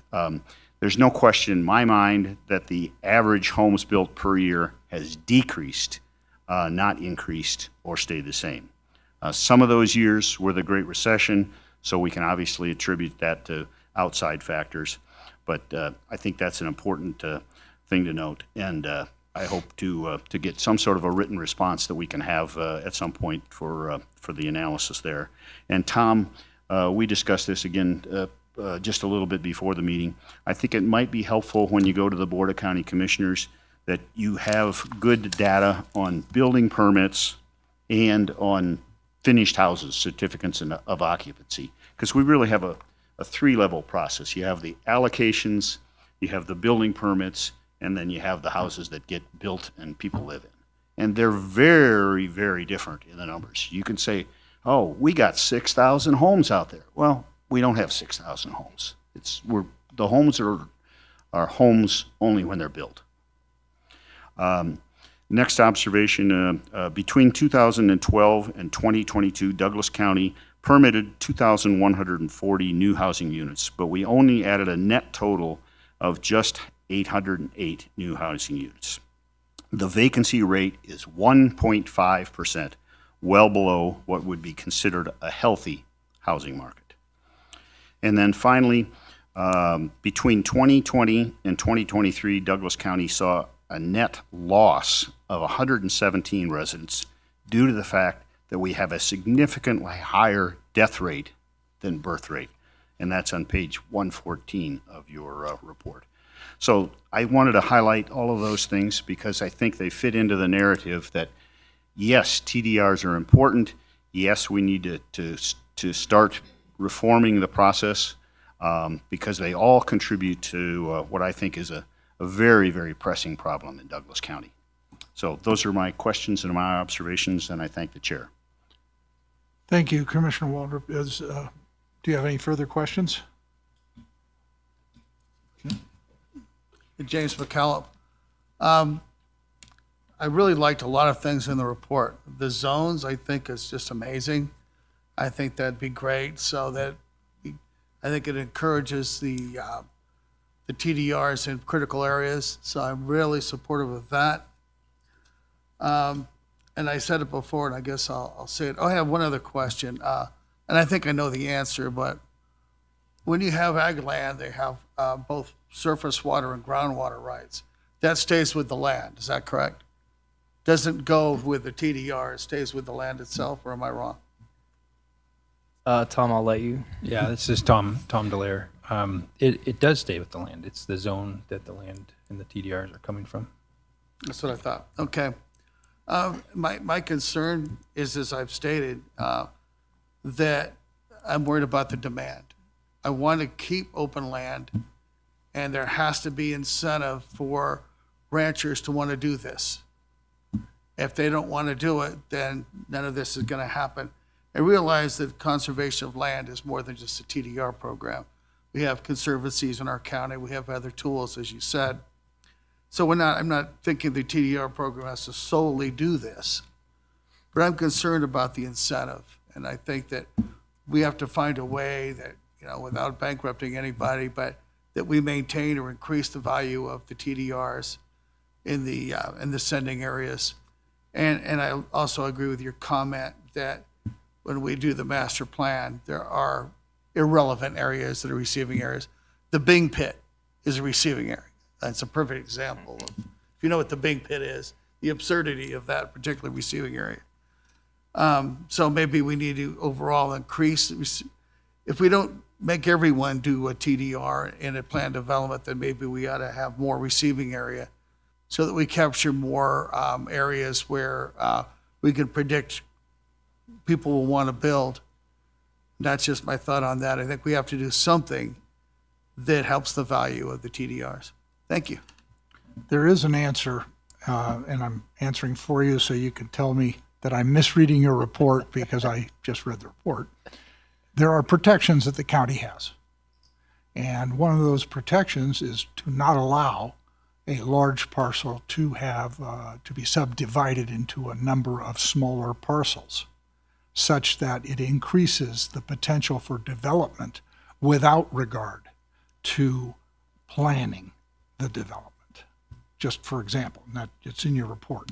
So there are tools beyond what's the list that the county can implement and community development can implement that makes a TDR more attractive. Correct. Okay, I didn't misread the report. I Nope, was you're just correct. double checking with you.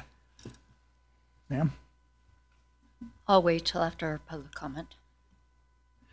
any further questions then? Dan? I've got kind of my closing comments. Are you ready? No, not comments yet. We're going to get comments from the public. Okay, and then maybe I've got two quick questions. Getting back, if I may, getting back to the available TDRs, am I remembering this correct? I don't have the report open, but I believe it said that basically there are two entities, two families that control almost all of the available TDRs. Is that correct? This is, Park, yes, the Park family and the Bentley family? yes, Dan, you're correct. Okay, so we talk about a market program, but basically there's two people in the market, it sounds like right now. You made a comment about the public, that everybody wants to keep the TDR program, but we did receive comments, prior to the meeting from members of the public that indicate that there is some opposition and some people would like to see the program sunset. I just wanted to point that out. And I know we'll get into our discussion here in a little bit, but thank you. Thanks, Dan. Actually, I did have a question. The chair's prerogative to be last, I guess. And the one thing I didn't see, and I apologize if I overlooked it, with respect to the recommendations that you make, and they're very good recommendations with respect to continuing a TDR program, such as getting a template from the TRPA, which you spoke of, getting a program in place that would track the number of existing and potential, getting using staff for better record keeping and better transparency. My question, because I did not see the answer in the three examples that you gave, which were of areas that used TDRs successfully, but rather slightly different from the one that is currently before us. How did they pay for that? How did they pay for that process? Do you follow what I'm trying to say? Is not the actual development rights, but how do they pay for the process to be able to do all of the recommendations that you suggest? Yeah, so you're asking, Derek Kirkland, Wood Rogers. So you're asking like the potential funding mechanisms to fund some of these recommendations. Yes, I can't just look at our director and say, I need a staff person, which he doesn't have to do something. He would look at me askance and probably I'd suffer bleeding, which we talked about earlier. Yeah, and I guess we didn't really get into funding funding mechanisms just because they are so complex. Typically, like phase one would be done through, would have to be budgeted through existing allocations, and that's why a lot of it was, trying to piggyback on another system so you have lower expenses, but generally it would come out of your operating or your general fund or however your funds are set up for that staff allocation. The other phases in terms of like zoning code updates would be similar, but it's all part of like the countywide budgeting process that they'd have to fit into. There's not, there could be grants for like some of the like infrastructure, master plan, some of those, there are grants out there that are available to help offset that, but most of it would basically come from kind of general operating funds. All right, thank you. That's why I didn't see it there, that they probably handled it the same way, the examples that you've given us. I appreciate that very much. I'm now going to open to the public for comment on what you've heard with respect to the drawing rights and the discussion we've had in the report. If anyone has a comment, please come up to the podium, write your name down, say your name, and then commence with your commentary. You have 3 minutes. It's not because I am a ogre, although I have been called that, but it's really to ensure that everybody has an opportunity to speak. Mr. Chairman, members of the Commission, my name is Jacques Etchegoyen, and I have had the great honor and pleasure of conserving about 40,000 acres between Washoe County and Yosemite National Park, and some of that as well in Douglas County. And the last time we gathered, I think we're at the Senior Center, I know I articulated my thoughts very poorly, especially related to my concept of one rooftop, one TDR required. And we have to keep in context that we're dealing in a world now. When we adopted the TDR program 30 years ago, you could buy any 20-acre parcel in Carson Valley for between $50,000 and $100,000. Now you better have about $800,000 to $1 million in your pocket. So things have shifted a lot, and we're going to have to be aggressive to have any hope. Whoops. Anyway, we at that meeting, no one that I heard proposed a zone change whatsoever. And the one thing I've learned in Nevada politics, and especially Douglas County politics over the years, is zone changes, the only thing they hatch usually is a lawsuit. So no one that I heard proposed any zone change whatsoever. Every house and commercial building in our county taps into an underground aquifer. Everyone. That precious water is mostly replenished by artificial recharge provided by our ranching community as an ecosystem, priceless ecosystem service. Again, I go back to one rooftop, one TDR. If you tap the water in Carson Valley in Douglas County, you should have to buy a TDR, and that's sustainable forever. I love the recommendations about transparency, simplicity, let's make it better. Again, let's not overcomplicate it. If you're going to tap the water in Douglas County, I think you should have to buy a TDR. And I know Chairman Gardner and I at that meeting articulated exactly that. And I'll be reminding him of that soon. Thanks very much.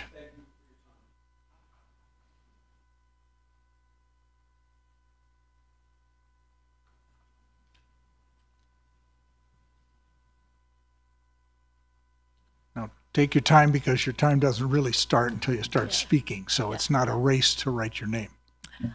Ellie Waller, I'll be all over the place because 3 minutes is kind of a constraint.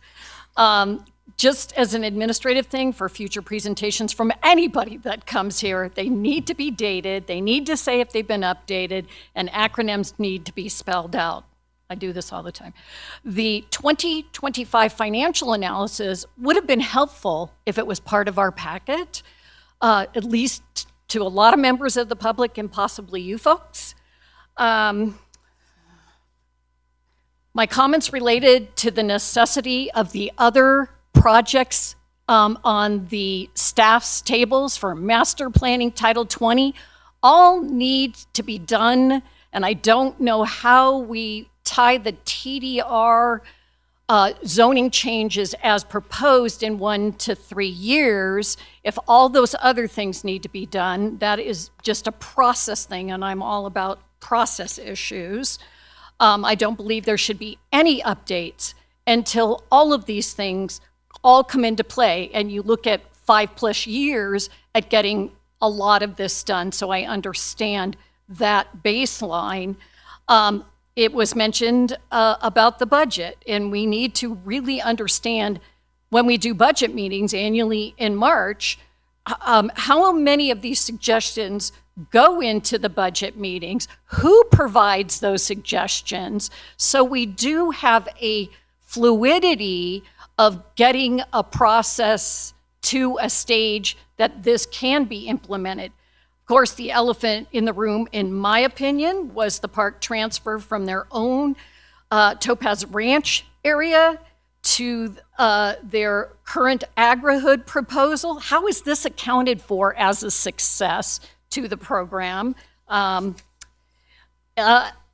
believe if a developer can't spend a majority of the dollars for their proposals, their project need to be made smaller, and they need to contribute to the infrastructure so we avoid another Moeller Parkway issue. Accountability of these systems. TRPA uses this system also for tourist accommodation units. It's only as good as the information put into the database.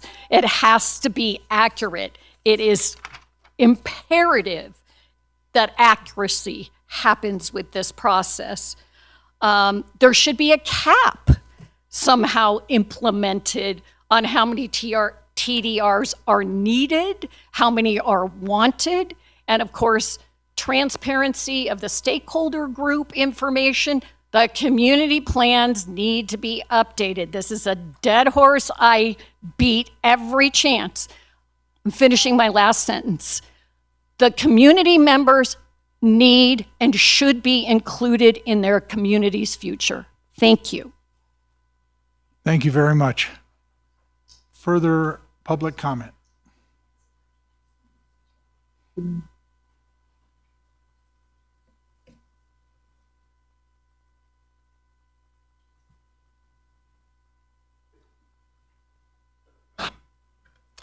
Thank you. For the record, David Hoosman. I'm a fan of the TDR program. I'd like to see it continue. I think it's strictly driven by demand. And as far as what a board like this or the county commissioners can do to increase that demand, we need to prioritize the receiving areas. We'll make the assumption that the receiving areas are picked there because that's the best place for the growth to go. Maybe that's true in all cases, maybe not. We need to approach it from that perspective, I think. So in order to do that, you need to make it easier to develop in the receiving area rather than another piece of property that requires a master plan amendment to increase the density. If that's the easy part, then the TDR program will fail. So if we can incentivize developers to say, yes, I'll go get those development rights, and let's keep in mind that buying or selling a development right is like buying or selling a house. They're a real estate transaction. You need a willing seller and a motivated buyer, and I think not granting more zone changes, giving away zoning, is probably the best way to do that. Thank you. Thank you very much. Further public comment?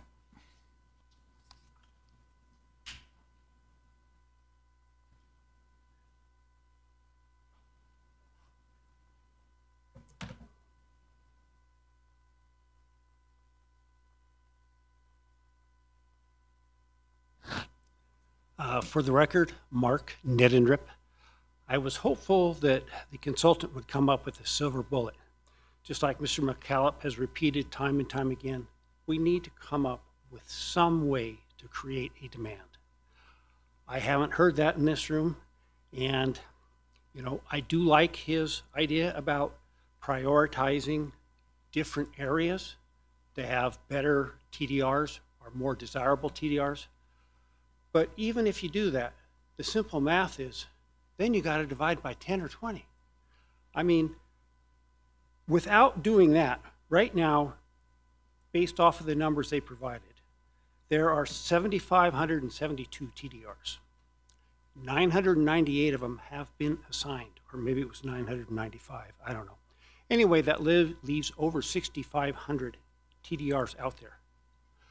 Granted, the growth of 28 is probably wrong, of houses per year that we permit.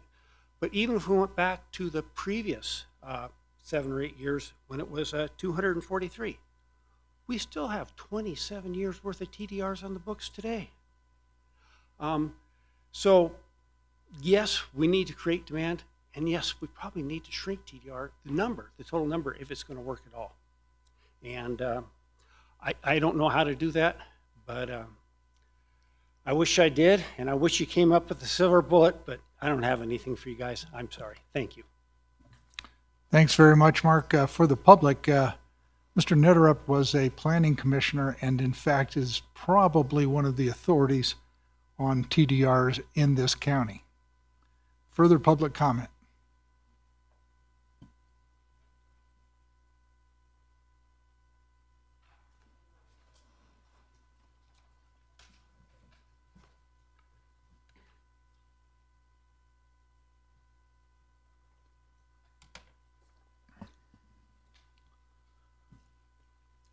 Jim Slade.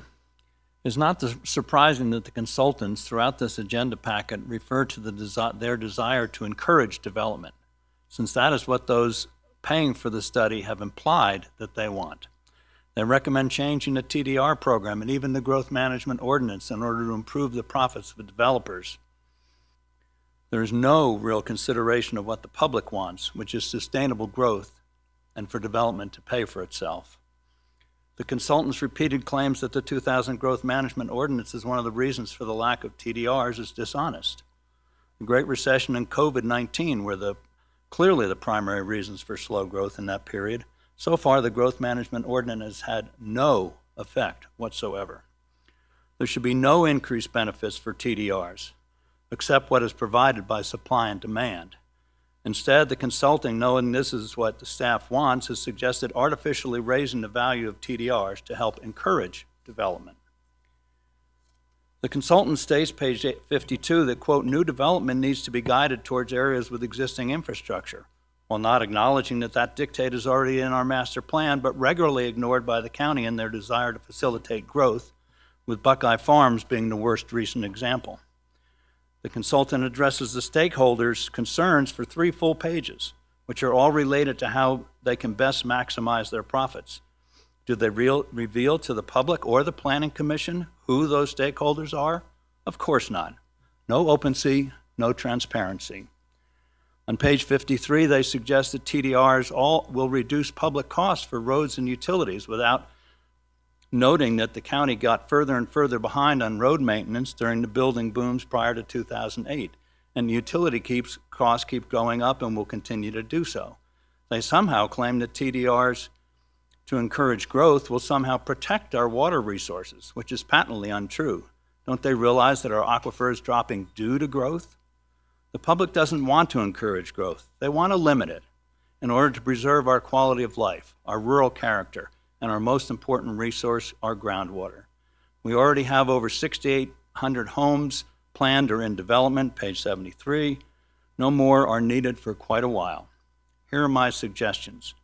1, no more master plan amendments to create receiving areas until 85% of those nearly 7,000 homes are built or under construction. 2, the board should approve the quarter-cent sales tax to purchase development rights. They are willing to impose fees, taxes, for $140 million in stormwater infrastructure without a vote of the people. They can do the same to preserve open space. And 3, utilize clustering, as the master plan recommends. This is good planning and preserves open space. In my opinion, this study has been contrary to the public interest. But I do kind of like Jock's idea. I think that's worth pursuing. Thank you very much.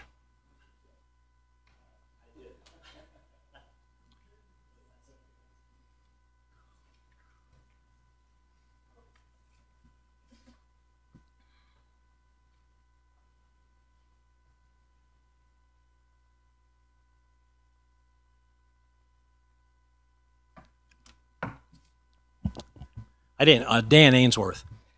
I didn't prepare any notes for this, but I really want to comment on the aspect of monitoring of the growth management ordinance.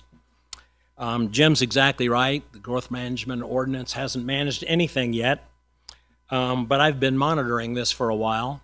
And in 2021, I sat down with Tom Delaire and Sam Booth after I had made a projection on the growth here in Douglas County and the Carson Valley. None of my exact assumptions were true or came out to be true, but the bottom line did. And what it said was that in about 2 years, 24 months from now, the line's going to cross over. The pool for the project allocation pool will be gone, and the GMO will actually start restricting the number of allocations that Tom can distribute on the project side. There's still a ton left on the individual side, but projects will be restricted, which I think indirectly affects the TDR projections and possibilities. And I also think it's going to put the county commission, maybe you as a commission too, in an interesting position then. As has been stated, we have 7,000 homes approved in specific plans and agreements. It's going to put developers in a really interesting spot. They just may come to the county and say, hey, you guys need to do something about this. I think the county can and probably will be forced to do that. They can't change the total line curve, they can't change the 2%, but they could certainly consider putting some individual allocations over on the project side of the fence. And I'm going to make another prediction. I bet that happens within another 18 months or so. the consideration for doing that. I'm not recommending that. I'm not a high growth guy. I don't think any of us are anything but people that want to keep our county rural. But we've set ourselves up to put the developers in a very, very interesting position, and the county as well. Those are my comments, not recommendations. Thank you. Thank you very much. Further comment from the public? I see no one standing, so I will close public comment. I will bring the issues back to the commission for commentary, but before I do that, I want to compliment Wood, Rogers, and Leland, who's not here, but it's a very comprehensive, extensive, and cogent report that raises a number of issues, that provides a number of solutions, but we really have to work further than now that you've given us this template. There's no two ways about it. Second, the comments from the public have been particularly succinct and cogent and directed by each speaker and very much appreciated. They're very, very good and considerate and very thoughtful. And those are the kinds of things that I really seek with respect to council if we have to make a decision. With those comments, I bring it back to the commission. And may I start with Dan, who's in the ephemeral? Is that all right, Mr. Welder? Yes, Mr. Chair, can I inquire of the chair or the deputy district attorney? It appears that on page 46, our recommended motion is just to recommend future pathways and changes for the TDR program to the Board of County Commissioners. So with your blessing or with AJ's recommendations, perhaps people, if they would like to, after the meeting, put their recommendations in writing, or if we can have this phase of the discussion be focused on our recommendations individually, since we won't have any votes technically on each individual recommendation, our recommendations individually for the Board of County Commissioners. That would be my suggestion or inquiry of council. Now that's, I have read the, what our action plan was as a commission, and I read it to be passing up the report with our commentary, just as you've indicated. And I think that we could easily talk about these things, agree, get a consensus, hopefully, with respect to those comments that should be considered, along with the report, and then send it up to the Board of County Commissioners. Now, I apologize, sir. I'm addressing you, the presenter. Did you want us to give you the recommendations to put as an addendum, or are you okay with what we've just talked about? Derek Kirkland, Wood Rogers. I'll actually defer to staff, because then we're going to do whatever basically staff directs us to Perfect. do. So however you guys. Then I'll turn to Mr. Dallaire. What's your pleasure? And our district attorney, if we can do it in that fashion, process-wise. Well, what we've talked, this is Tom Dallaire. What we've talked about to date is being recorded, and we will have a transcription of it here shortly. So, I mean, I think it would be a good, like a checklist if you identified those now, or we can go back and make a list based on the recording of this meeting. Either way. It may be easier that we identify our requested or considered changes. I think that would be much more helpful for everyone when they look at this at a later date. Agreed. So I agree with you, Director Dallaire. May I ask, AJ, is that an all right process to go forward on this matter? AJ Haynes for the record. Yeah, you can take whatever procedural route you think is best. Ultimately, the goal should be to try to provide guidance to the board. This is a recommendation that the consultants have put together. It's going to go to the board. The board's going to want input from the Planning Commission as to what you liked didn't like. So whatever way you deem best that will allow you to provide that guidance to the board, I think would, but how you do that is up to you. Very good. I didn't realize I had so much power. I now feel a lot better about accepting this position. I'd like everyone on the Planning Commission to give us their comments and then say my recommendations are, to the extent that you have a recommendation. And that way we can keep the discussion organized. Dan, I apologize up in the ephemeral regions of Zoom. I'm going to put you first on the list to speak, both comments and recommendations. Thank you, Chairman. You're doing a great job. I'm glad we elected you. I have a few comments and I'd like to share them. First of all, I really do echo what you said about the public comment. I think I heard some recurring themes there. Some of those I had in my own notes. And I'll start with my first comment, which is the current TDR program appears to be defying the laws of economics, and that is with respect to supply and demand.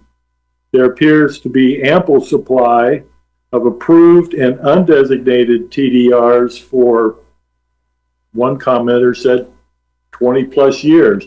My estimate was probably 5 to 10 years. Albeit most of those TDRs are in the hands of two entities, which in a market-driven system could lead to some control of the market, which is a concern. There doesn't appear to be a lot of demand for new TDRs beyond what's currently available. The speakers in my notes indicate that I feel the problem is on the demand side. We have too much supply, not enough demand. Furthermore, the Wood Rogers report explains why it's not economically prudent anymore for a landowner to generate TDRs, since it is much more economically advantageous to that landowner to just sell the land. And as we heard from the first speaker, that's because conditions have changed since the program was started, and prices have gone up on land. So I really am opposed to additional incentives. I think all that will do is add more supply, which exacerbates the problem. I do like the suggestion of how do we increase demand. Well, we can increase demand by what Mr. Etchegoyen mentioned, which is one TDR, one rooftop. That will increase demand. Earlier in the discussion, I believe I heard Vice Chairman Casey indicate, well, I hope I understood you right, that maybe part of the problem is to decrease supply. And one easy way of decreasing supply is to remove certain sending areas. And I believe the Topaz Ranch Estates area might have been one of the areas that could be eliminated as a sending area. Again, these measures will help offset the imbalance between supply and demand. My second comment has to do with the accuracy of the data. And we did hear one of our commenters talk about how important it is to have good analysis, good data in order to move forward. And my concern is, do we really know what the future demand of TDRs is? We saw a graph earlier which indicates to me that there really isn't that great a demand for TDRs. We also heard in the report that, theoretically there's a demand for 7,350 acres of about 20,000 units. Well, 20,000 units of current occupancy is over 40,000 people. Well, that would almost double the population of Douglas County. And as we heard from an earlier speaker, the county doesn't want that kind of growth. So I'm very concerned about the accuracy and our understanding of what potential demand is. Again, if we could increase demand, as suggested by one of the commenters, that would help with that problem. Furthermore, when you try to determine what the demand is, there should be some understanding of how much is that going to put a dent in our open space and floodplain preservation goals. My concern is it may not put as much a dent in those goals as we think, and certainly not in the near term. So I have a real problem with that economic balance. We all agree that we're trying to meet an admirable goal of preserving open space and floodplain. There were some suggestions made. We heard from the presenter and also from one of the commenters that zoning options appear to be a non-starter because, as the report says, there might be opposition. The commenter said there will be opposition. So that probably isn't a real way of doing it. I recognize now that it was beyond Wood Rogers' scope to really get into alternatives to meet our primary goal. Why are we here? Because we want to do open space and floodplain conservation.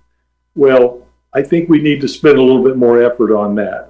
I did, there's some ideas thrown out, but they really weren't flushed out because it wasn't really part of the study to flush them out. Whether we have a funding initiative similar to other local communities. Somebody mentioned a quarter-cent sales tax, which is certainly an option that was tried previously and perhaps should be tried again. The continued use of SNPLMA funds, although that may be unlikely with current federal administration. The report seems to conclude, although this is maybe my interpretation, that the only significant way to solve the open space and floodplain conundrum is through continued tweaking of the TDR program. I think we need to give fair considerations of other viable options. Truckee Meadows Flood Management District has implemented floodplain management policies which have helped preserve floodplain in that county. That's Washoe County. I believe Carson City has a funding mechanism for open space. These are neighbors. We should learn what they are doing and see if they're appropriate for us. And I suppose my last comment has to do with a broader issue that I did read in some of the written comments, and I think I heard in the spoken comments, is that we are a county that is currently struggling to adequately fund other key priorities such as local road maintenance and flood stormwater management. And there are other needs that require citizen support in this county, including our schools, our parks, the airport, other things. Trying to just prop up the TDR system as, well, not the only way, but it seems to be that that's the main way. It may not be the best use of our staff and budget at this time, and certainly without adequate information and analysis about the supply and demand issues that have been brought up. Again, the goals of the program are very important, but I'm thinking we may be barking up the wrong tree. Maybe this is not the time to take this on. I do like the idea of increasing demand through one rooftop, one TDR. I think that's something that we should look at. I think we could reduce supply by eliminating some of the sending areas. I don't think we need to increase supply by creating more incentives. but it's a great discussion, and thank you for asking for my opinion. Thanks, Dan. I'm going to try to distill this down, and I want you to correct me if I'm wrong. With respect to recommendations, I'm not going to condense all of your comments, but with respect to recommendations, you would like to increase the demand for TDRs, eliminate the area around Topaz as a sending area, and consider one rooftop, one TDR as a standard. In addition, your recommendation is to consider other solutions outside of TDRs, such as funding for open space and take another crack at taxes. Do I have your recommendations accurate? That is a good summary. Thank you, Chairman. Okay, thanks, Dan. Commissioner McKillop. Thank you, James McCallum. Really got a lot out of the public comment. It's kind of because some of the presenters on public comment were people who've been around the county a long time, and they've seen the progress of the TDR program. I think part of why it hasn't worked as well, and I loved, I think Mr. Husband called it giveaway zoning. Master plan amendments, I think, have caused the program to not be successful because it seemed to encourage and incentivize not building in areas that don't require TDRs, which reduced the demand and did not incentivize the ranchers. So that is a concern. I think I like some of the ideas presented in the report. I think I like the 3 zones to incentivize areas that are more critical to be preserved. I particularly like that. I think ultimately we can look at other things that reduce, for example, why is the growth management ordinance not coming into effect? I think COVID was one reason. I certainly think current interest rates are a reason. It's a hard time to build considering what the interest rates are. So I think that's part of the problem. But the commanding comment is Mr. Echegoyen, one rooftop, one TDR. Every rooftop is affecting our aquifer, obviously, in a lot of areas. The Rancho's completed a great study on water in that area and determined that really, there was room for about 800 more homes under the aquifer. And then they said, well, that's good for 20 years. I think we want to think in our county about longer than 20 years for anything in terms of making improvements. Again, I would encourage the 3 zones. I think that's excellent. I think that really does prioritize the what needs to be preserved the most, what we care the most about. I think ultimately we have to require more TDRs, and whether we do it one rooftop for one TDR, or if we do it in effect of saying for developments, all developments require TDRs, I think creating the demand will incentivize the ranchers. Obviously, a rancher who wants to get the most money for his land is just going to sell it, and we can't be competitive with TDRs against people who just want to sell it. But I think when we look at ranchers who want to keep it, that we can help them, and that in that way preserving our open space.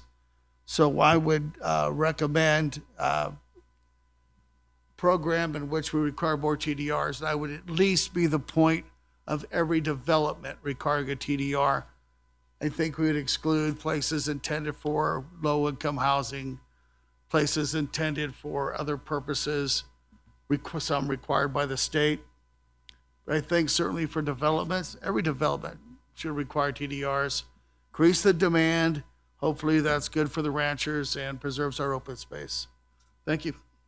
Thank you, Commissioner. If I may summarize, and please do tell me if I have it wrong.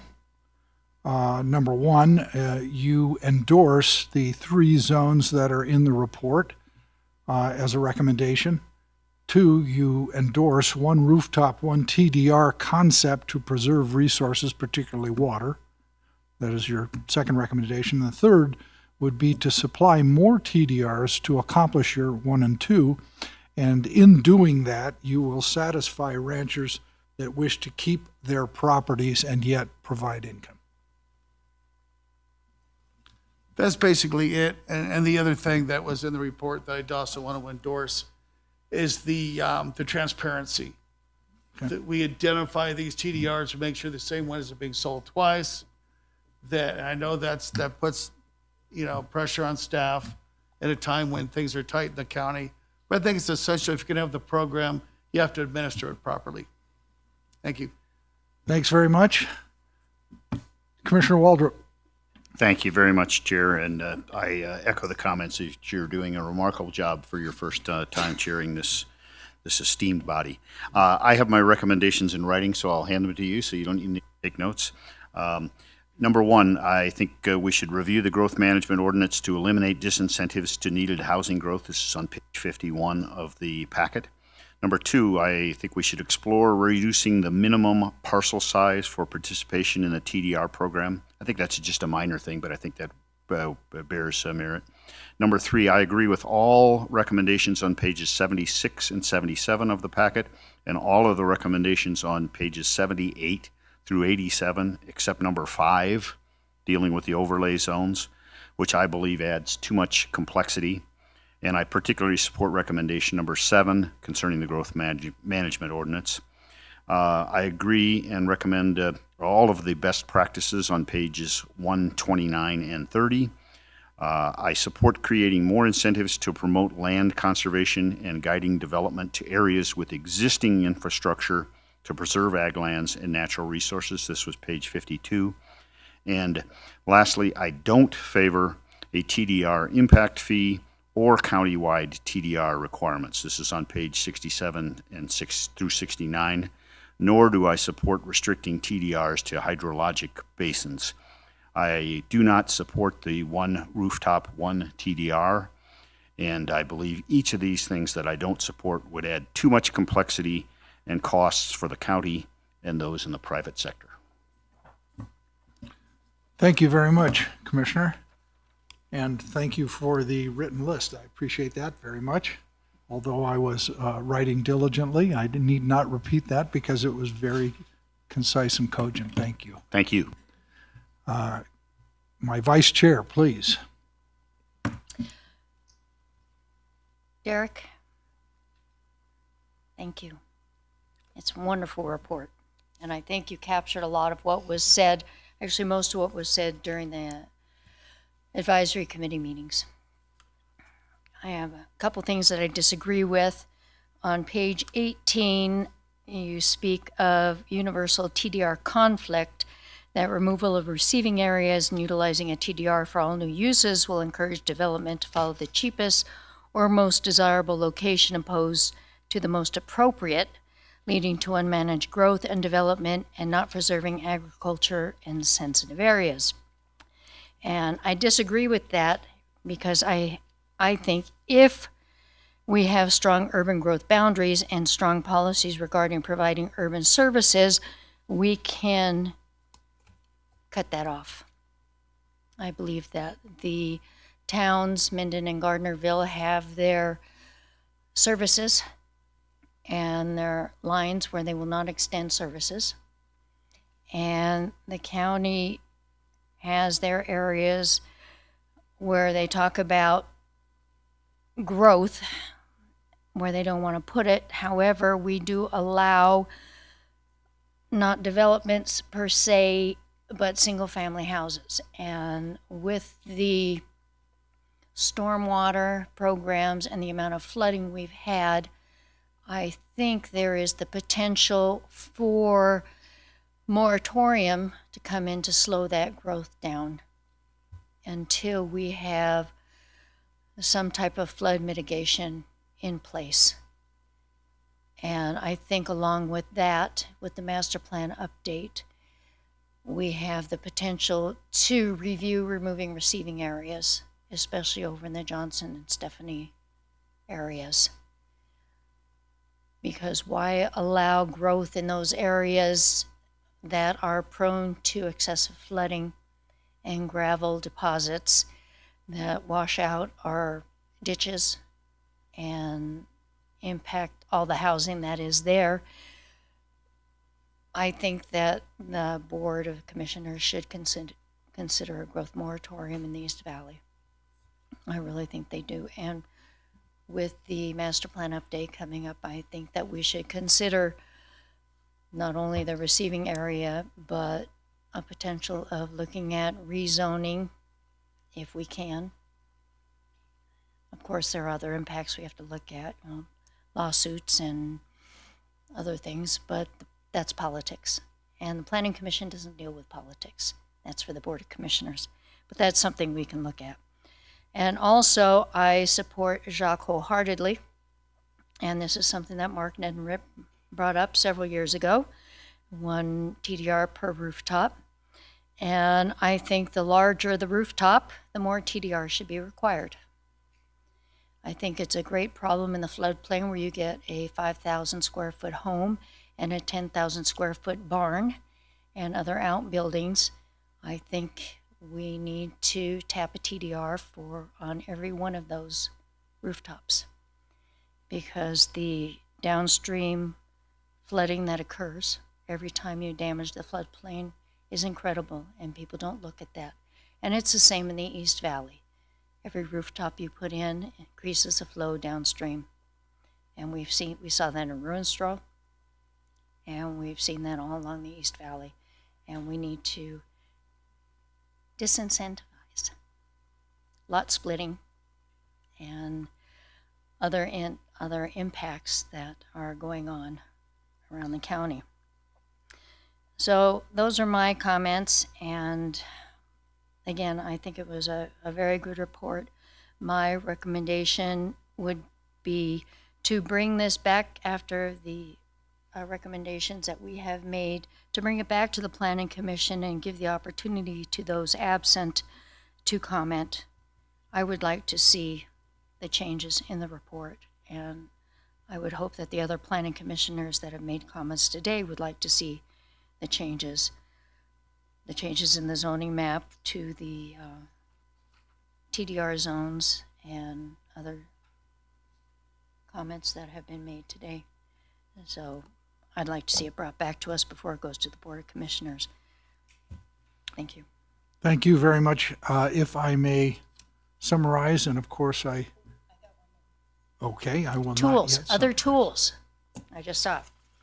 And this may be off the wall, but when Courtney Walker was making a presentation to the Board of Commissioners with regards to the stormwater project, she was talking about other tools with regards to getting properties to help with flooding. And what came to mind, it was one of those light bulb moments, a land swap for TDRs. I don't know how much land the county owns that they're not going to use, but they have land, bits of land here and there, and I don't know how much is buildable or how much are just little pieces.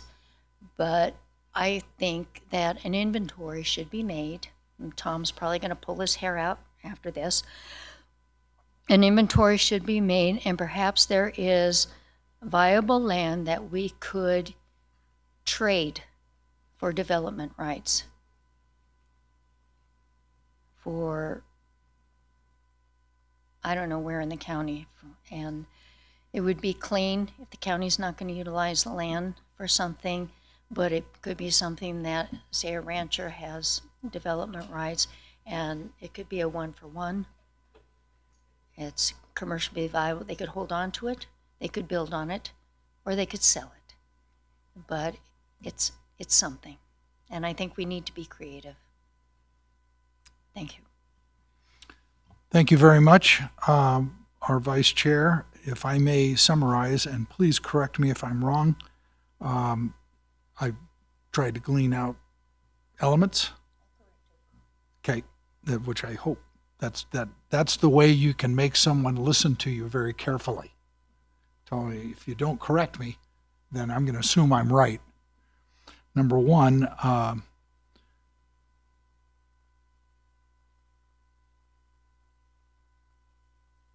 you want, no. I'm just, correct terminology. The serving areas need to be removed in certain areas and not consider sending areas, not consider certain sending areas. That's number one. You need a moratorium, number two, on areas that are subject to flood mitigation, so you don't have development on those parcels.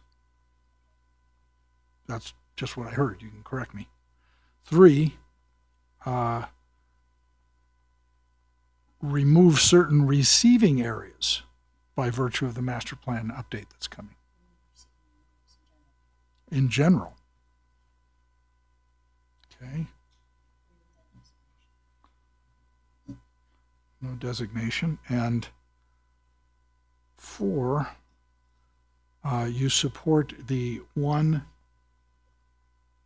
TDR per rooftop idea with more for larger.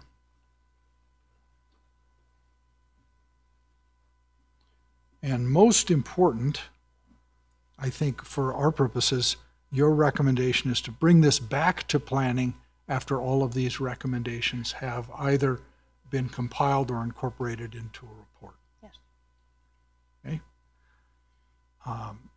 You've all been very diligent listening to this, and you have not yet heard where I come out.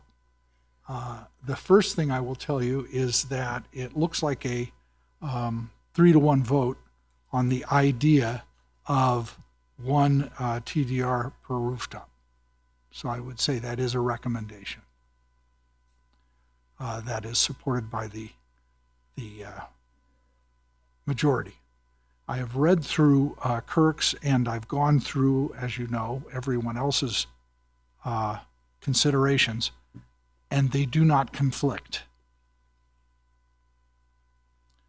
But for one, which I will now ask the commission to rule upon.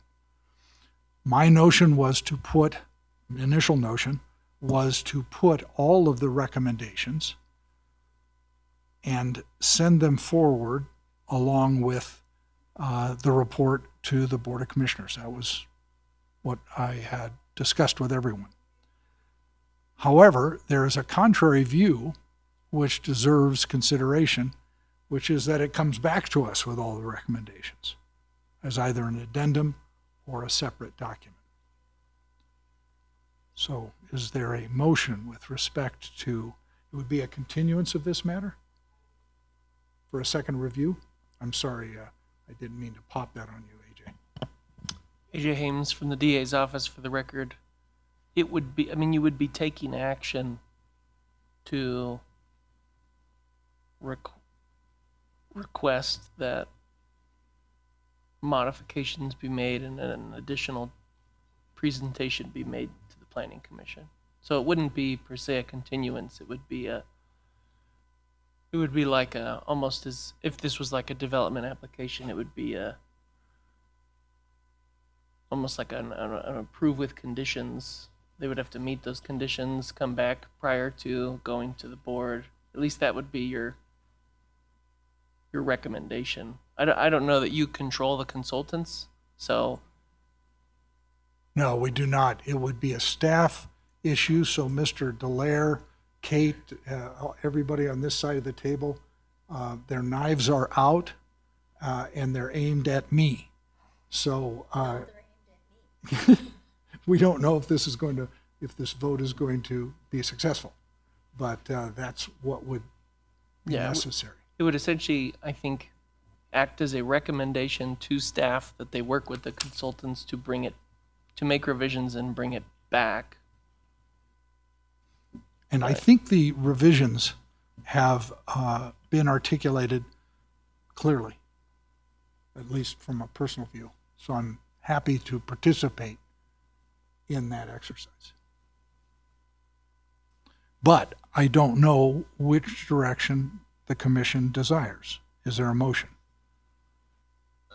I'll defer on making a motion. My comments are, we've spent a considerable amount of time on this today. I think everybody's expressed themselves. I agree 100% with Maureen that I wish our two absent members would have been here, and I think they should be afforded the opportunity to make their comments.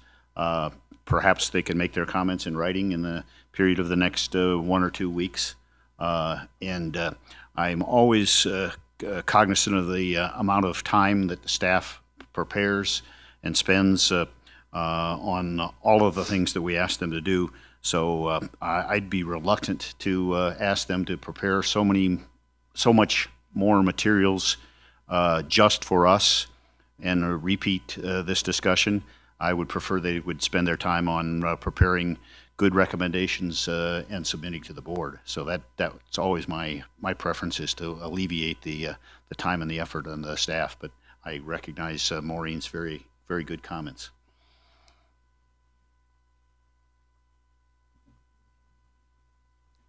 Comment? Chairman Bruno, I might comment. Go ahead, Dan. I don't feel a sense of urgency on this matter, particularly given Vice Chairman Casey's concern, and also what we heard from the commenter regarding better information, more accurate information, and certainly my concern about reconciling the demand side a little bit more clearly. So I would support Vice Chair Casey in this, and I do like the chairman's comment about allowing the other two commissioners to weigh in on this topic. The one, just to be clear though, are you saying that the five of us have a consensus on the proposed zone incentives? Because I heard a number of us say we don't like it. I heard at least one say that Mr. McCulloch does like it. That seems like a fairly important matter to be clear on. That there was consensus that it waits because there are going to be further iterations with respect to zoning. So we are not making a decision one way or another with respect to changes in zoning, and neither was there a recommendation to that effect. All of the recommendations, Dan, were not, they were all consistent except for one, which was the TDR's one TDR, one roof. And that's the one that there's a consensus, a majority, but not unanimous. My question was specifically on the overlay proposal, the zone 1, 2, 3 overlay proposal. I'm not in favor of it. I thought I heard others who weren't in favor of it. Is there a consensus on that matter? We can see now you are not in favor, and Kirk is not in favor. Okay, Jim is in favor, and Maureen's in favor, and so it's a consensus on that one too. It's a majority in favor of the overlays. Yes, sir. Okay, so you're in favor. Yes, sir. Okay, thank you. May I ask for a motion so that the recommendations be placed in a separate document? And I think I've articulated them hopefully clear enough with respect to each of the commissioners' positions. And that motion not only has staff put those together, the way we've articulated, but also circulates that to the absent members, so it comes back to us at our next meeting, and then we could hear from them. Yeah, as an attachment to the report, because our Attorney General is correct. the DA is correct, that we cannot direct the consultant. Yeah, thank you, Mr. Chair. AJ Hames for the record. Just another. I have promoted you, you notice, to Attorney General. I am now the Attorney General. Sorry, Commissioner Tarkanian. Job's taken. I just want to make sure that the board is aware that it wouldn't be proper for our members who are not present today to submit written comment to the other members of the board, as that would be a violation of the open meeting law. Right. They could submit written comment to county staff, who could then include those comments in a subsequent packet, which could be presented to the board and the public at the same time. But there couldn't be any opportunity to have them submit their comments outside of a meeting. Correct. They must do that within the confines. I'm following of a you, public meeting. and I agree with you 100%. My comment was that we give them our recommendations. Do you follow me? The recommendations we've come up with here. Yeah, I think staff could provide them a copy of the, my concern would be that if you prepared some kind of report and then submitted it to them, it would be the same problem, that it would be. They would generate something back to us. No, I did not want that to happen until we had the further public hearing.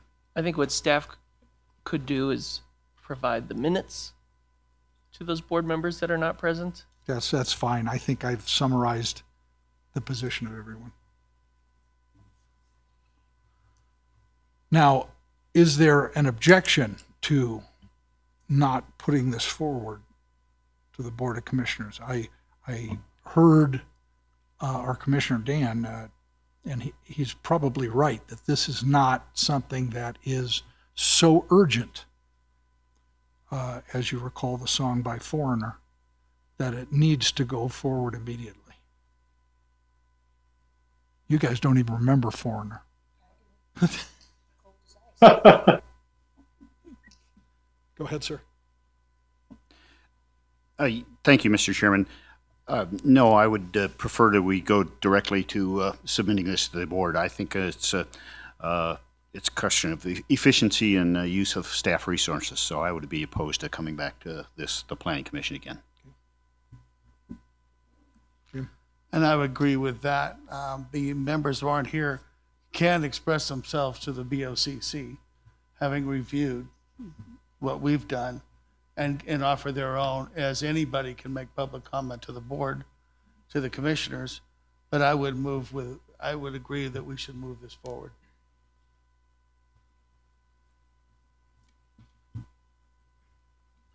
Maureen? I don't want to spend any more of Tom's money.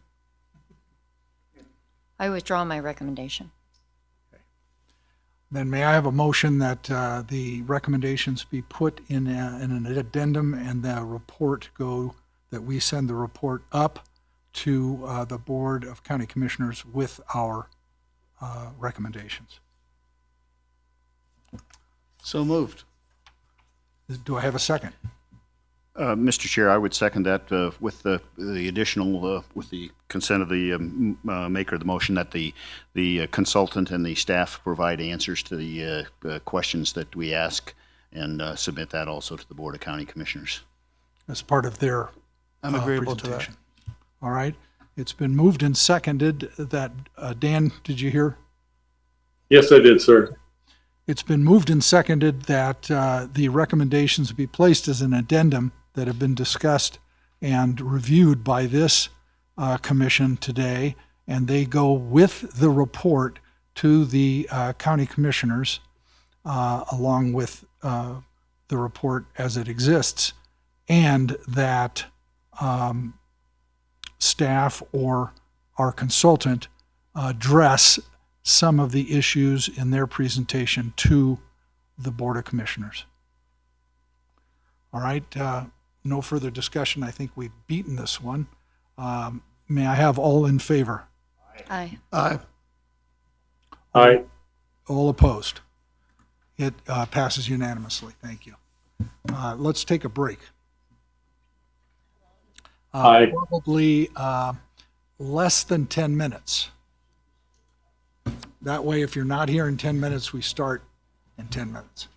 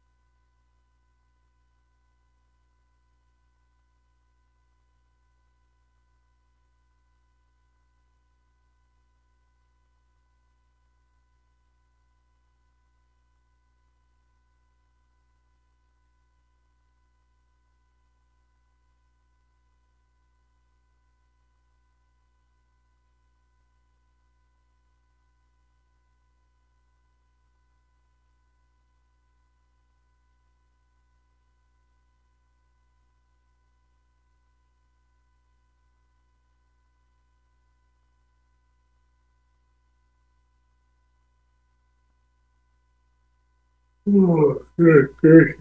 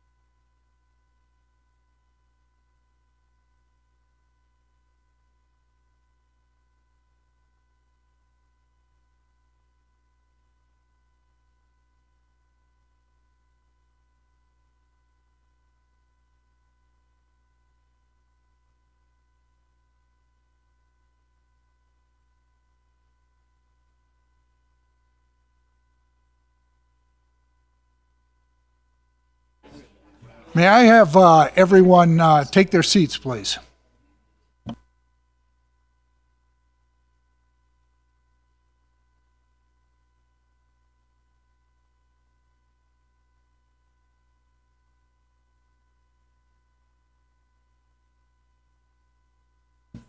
Dan, you with us? Yes, sir. Thank you, thank you.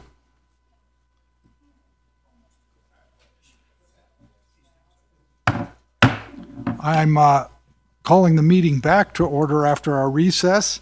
We have two more items on the agenda, one of which we saw on December 9 and discussed in some detail, and that is our next.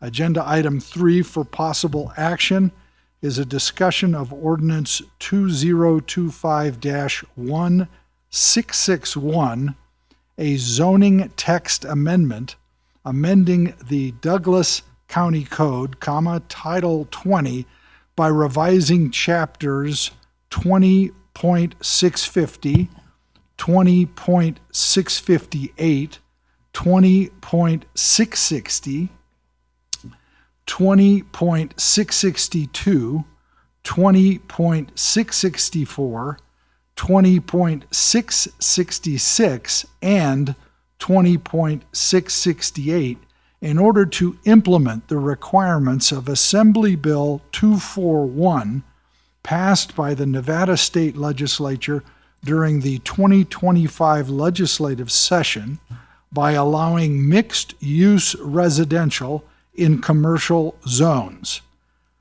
The applicant is Douglas County. Affected properties are those within the commercial zoning districts outside the Tahoe Basin.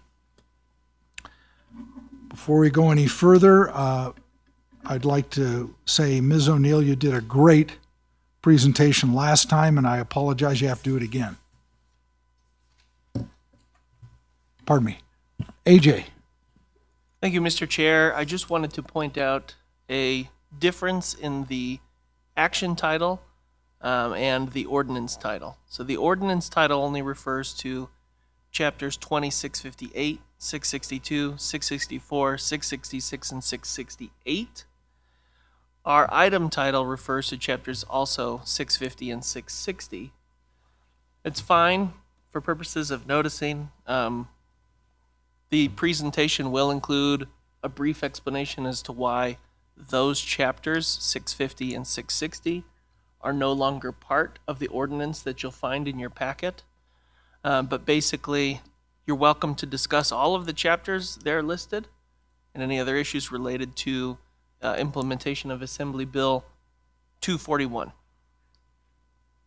Thank you very much, and it makes good sense because it was noticed for all of those sections. Thank you. Thank you, Chairman Bruno, and good afternoon to all of you today and everyone into attendance. And I appreciate also that you granted this continuance. It enabled staff to kind of dig into this deeper. Again, if you remember, the reason we asked for the continuance was we had gone to the town of Gardnerville, the town of Genoa, and the town of Minden for our proposed implementation of AB 241. What we learned at those meetings and a general consensus or a common consensus with the towns was their own plans for prosperity, all of which entailed, maps of their commercial zoning districts. And the important thing is we were proposing that, staff was proposing that in neighborhood commercial and office commercial, you could actually do a multifamily residential development on its own. And with just that, with no commercial component. And the towns felt like that's not what they wanted, because with their plans of prosperity, they really targeted the different areas of where they wanted to see commercial uses. So that is why we asked for the continuance. And after further research, looking at our different uses within our Title 20 code, it was determined that we changed our proposal and what you're looking at today, and I'll go through the PowerPoint here in a second. But we concurred with the towns, and now we are proposing and bringing forward that multifamily project per the implementation of AB 241 would be allowed in all commercial zoning districts, but all commercial zoning districts must have a commercial component. So we've flipped that. So again, neighborhood commercial and office commercial, we were proposing you didn't have to have a commercial component if you brought forward a multifamily project. Now we're proposing, no, you would have to still do a commercial component in all of the commercial zoning districts. That is general commercial, tourist commercial, neighborhood commercial, and office commercial. In addition, the mixed use commercial zoning district, we were actually going to get rid of that zoning district in our code, hence because we felt we didn't need it anymore since we were implementing the allowed multifamily in the commercial zoning districts. But we found different uses. And let me give you an example. In mixed use commercial, a gun range is not allowed. In neighborhood commercial, you could do a gun range. So we didn't feel changing a mixed use partial to neighborhood commercial was our best step forward, because that's not what the towns had planned for that particular parcel, right? So, and the other reason too is in going back and going over this, really looking at all the different uses, those haven't been updated in a long time, and they need to be updated. Some uses are either outdated, they just need to be revised. We don't have events, we don't address events well in our uses, and I touched on that at the last meeting. So we are going to continue to keep our mixed use commercial zoning district within our Title 20. So we are not proposing a zoning map amendment any longer. That would refer to, and the mixed use zoning, which are associated with those previous chapters, the 20.650 and the 20.660. I crossed them out already, but I think I got those chapters correct. So that is why those two chapters are no longer relevant. Again, because we're keeping mixed use commercial within the Title 20 code.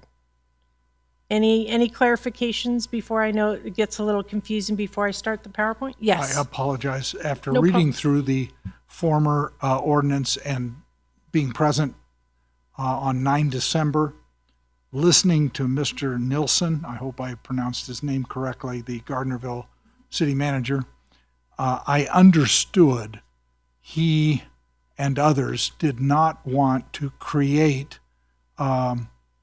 basically little enclaves of below market housing isolated to the extent they were in either buildings or developments that could otherwise have been the way we initially wrote it. His desire, and the city's desire, and as I listened to the commentary, was that the mixed use be more of a vision of retail on the bottom with residential mixed residential on the top, multifamily residential on the top. I thought that was a terrific idea, and as I read through the current iteration that was created by staff, I want to compliment you that it allows permissively the multifamily residential, but requires that element of commercial. So I thought you did a masterful job in preventing a potential consequence of a state imposing on an ordinance statewide without regard to the local character of each city and county. So my compliments. Thank you, Chairman Bruno. I appreciate that.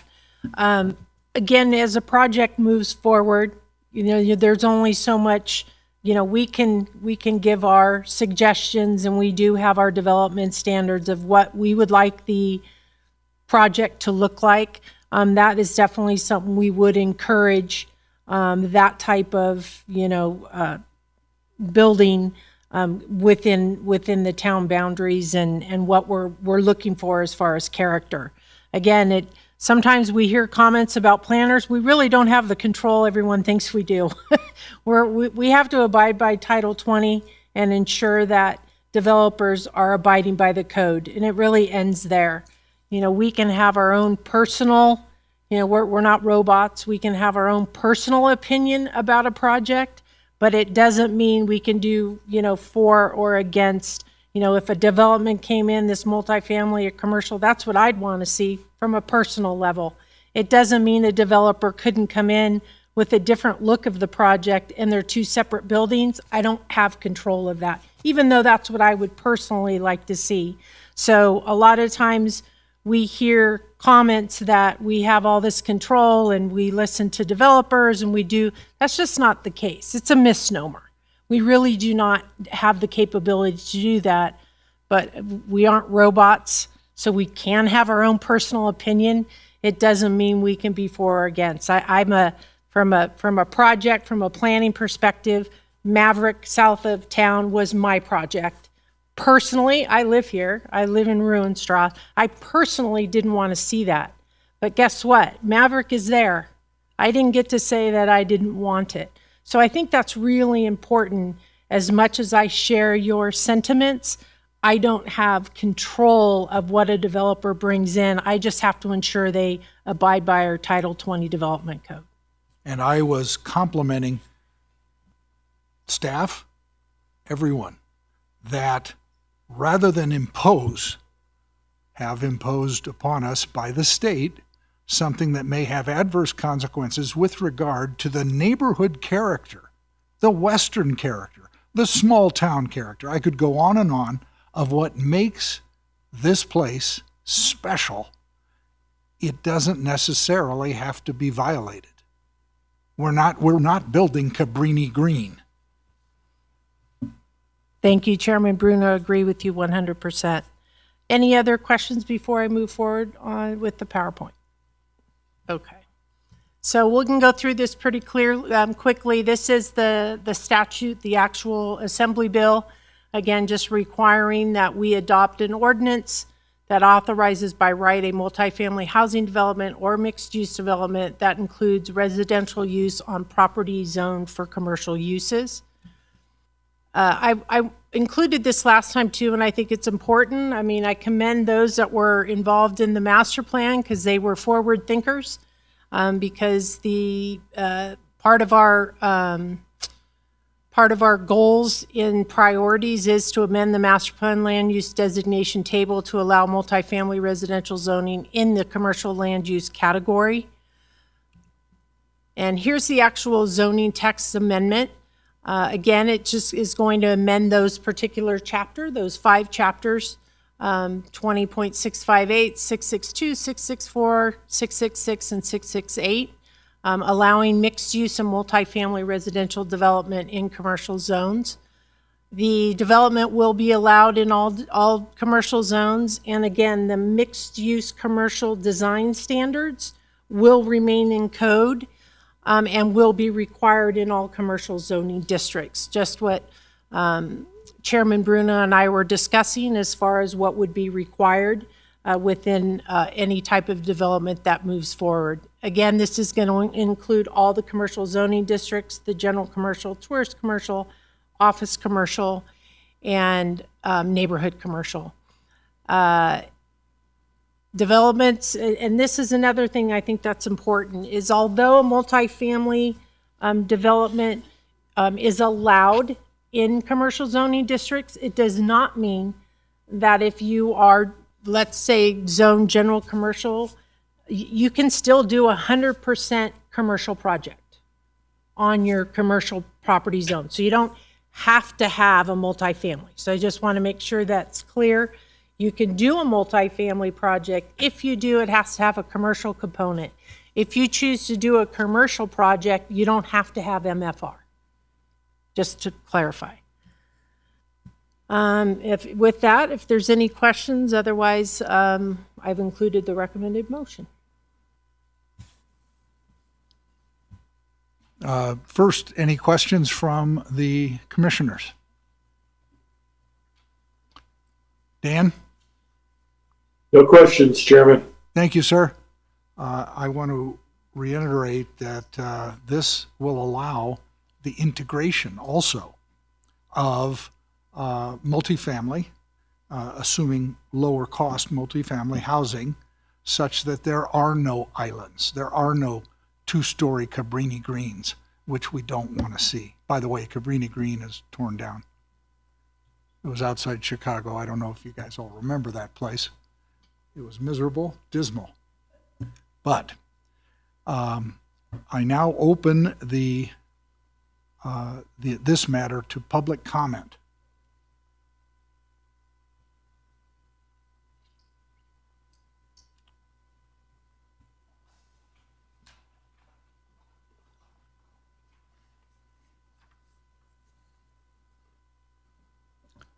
Jim Slade. I honestly didn't pay any attention to this item until after the last one was done. That's why I was scribbling away over here. This law, like all laws passed in Nevada, requires support from lawmakers in Las Vegas. Many laws, including I expect this one, are brought forward specifically by and for Las Vegas. It's unfortunate that every county has to deal with it. I appreciate Chairman Bruno's comments that we must do the best we can to retain our rural character, our small town flavor, and our open space. And also appreciate the county's plan to only allow multifamily residential where there is mixed-use commercial, probably on the ground floor. There doesn't seem to be, in my brief glance at the law, doesn't seem to be any state requirements to the number of mixed-use residentials that must be allowed in mixed-use commercial parcels or those utilized that way. So I would encourage the county to try to keep those numbers as low as possible and to remind you that there's a, which I'm sure I don't need to remind you, there's a 30-foot, 5-foot building height limit, and there should be no variances to that to accommodate this. Also, I'm quite sure that each unit in a condo project requires one building allocation from the growth management ordinance. And I'm guessing that the same is true of an apartment complex. Perhaps Mr. Dallaire or Deputy DA Hames can address that question. Thank you. Mr. Slade, ordinarily, it's not our province and we do not comment on comments from the public, but you are absolutely correct.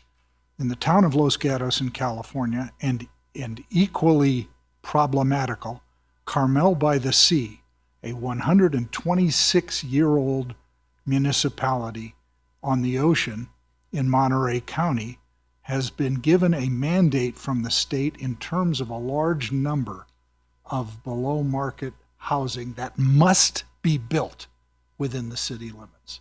So this is, I just see the genius behind the ordinance, the way it's written, and if I could give you a hug, Kate and Tom, I would do so. It's brilliant. That's my opinion. Sorry. Comments? Oh, sorry. Any further public comment? I'll close public.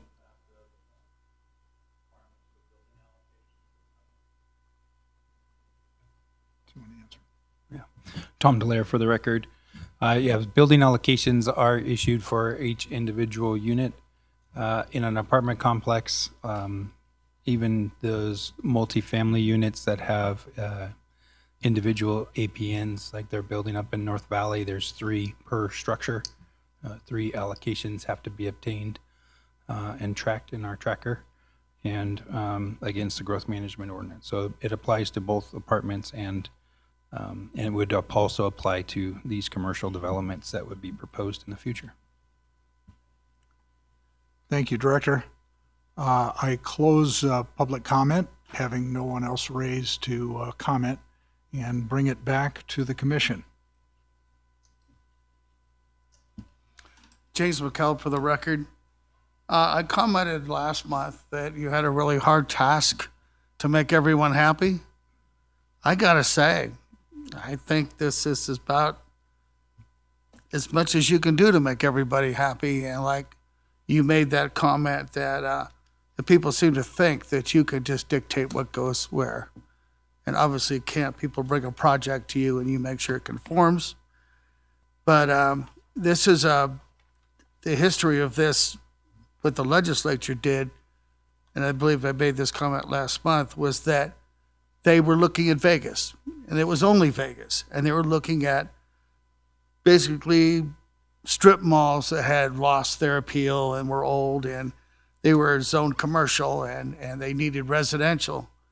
And why they didn't just make an ordinance in Las Vegas and leave the rest of us alone, we could only guess.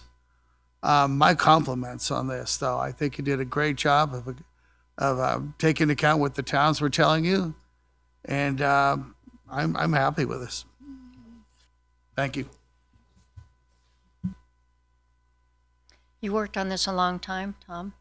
Kate, you were on top of it from the beginning, and I appreciate you very much. If there are no other comments, I'd like to make the motion. Dan, comments? You okay? Chairman, I am just fine. All right.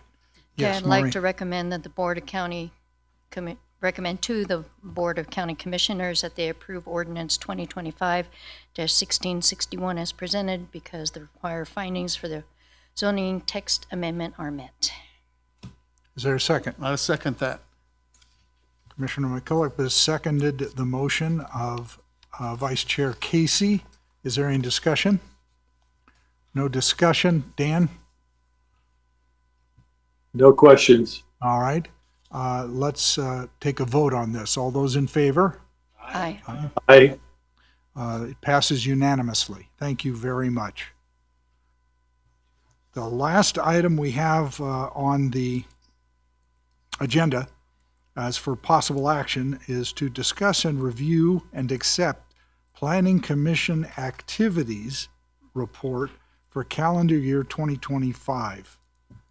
Kate, I believe you're up on this one as well. Yes, thank you, Chairman Bruno. As I stated earlier, I appreciate all of your hard work because these applications are never easy. It doesn't matter what it is. We had a pretty eventful year. I want to, at this time, commend the planning staff. We are a small but mighty group. Lucille, Linda, Colleen, my immediate staff, the counter staff who supports so many of the planning questions. I just did some how many.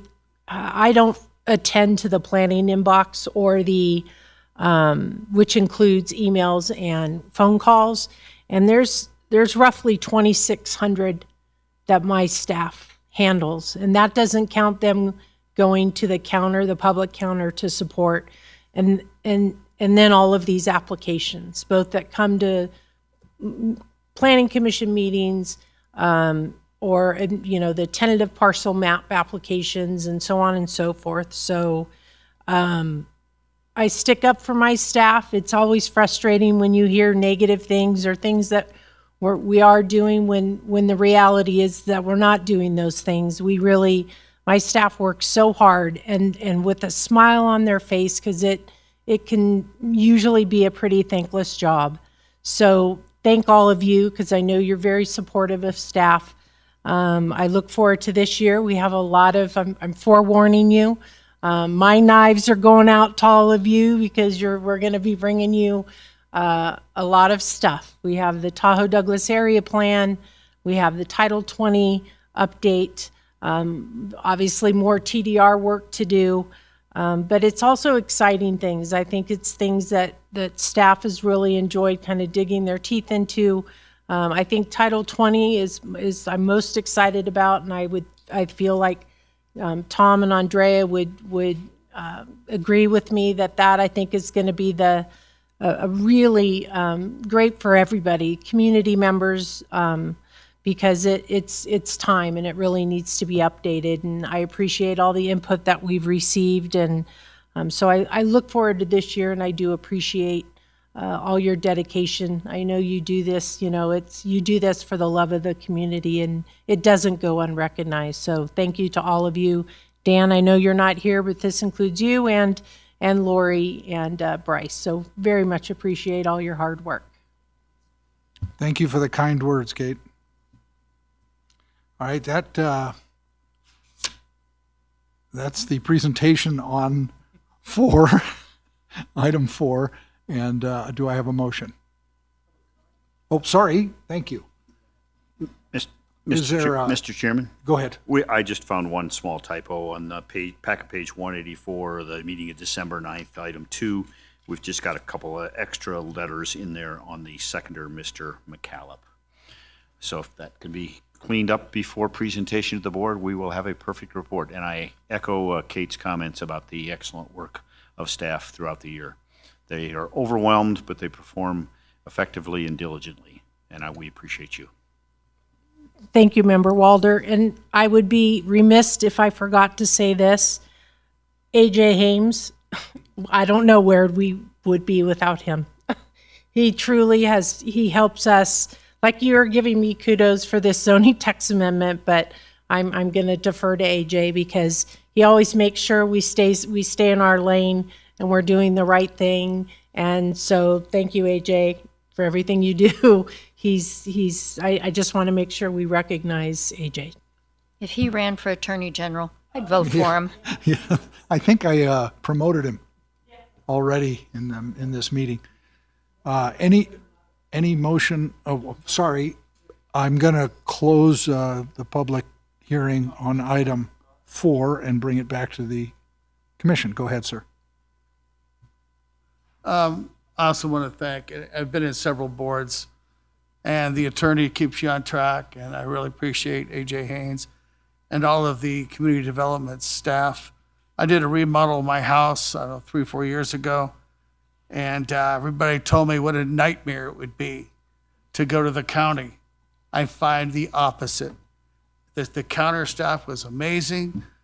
changes were sent to my architect, very timely manner, got back, got the permits, everything went great.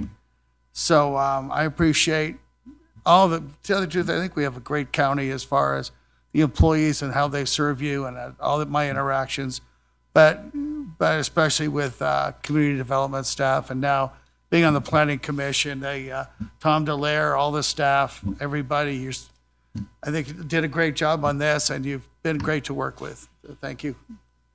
And Happy New Year, everybody. Any further comment on item 4? May I have a motion? Mr. Chairman, I move that we accept the Planning Commission activities report for calendar year 2025 and submit it to the Board of Commissioners. I will second that. It's been moved by Commissioner Walder, seconded by Mr. Commissioner McKillop. I don't think there's any discussion necessary, but I open it to discussion. Seeing none, all those in favor? Aye. Any opposed? Passes unanimously.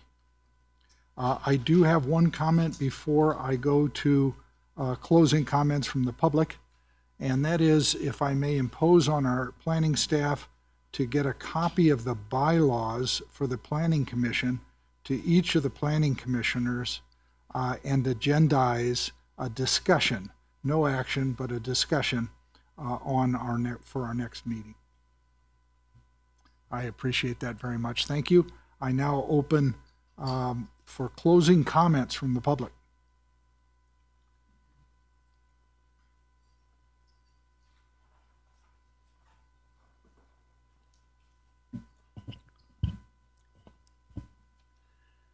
Jim Slade, I just have a mix of things to mention.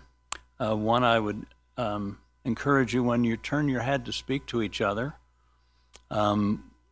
you and the deputy district attorney, that you should either speak louder or more directly into the microphone because it was very hard to hear. The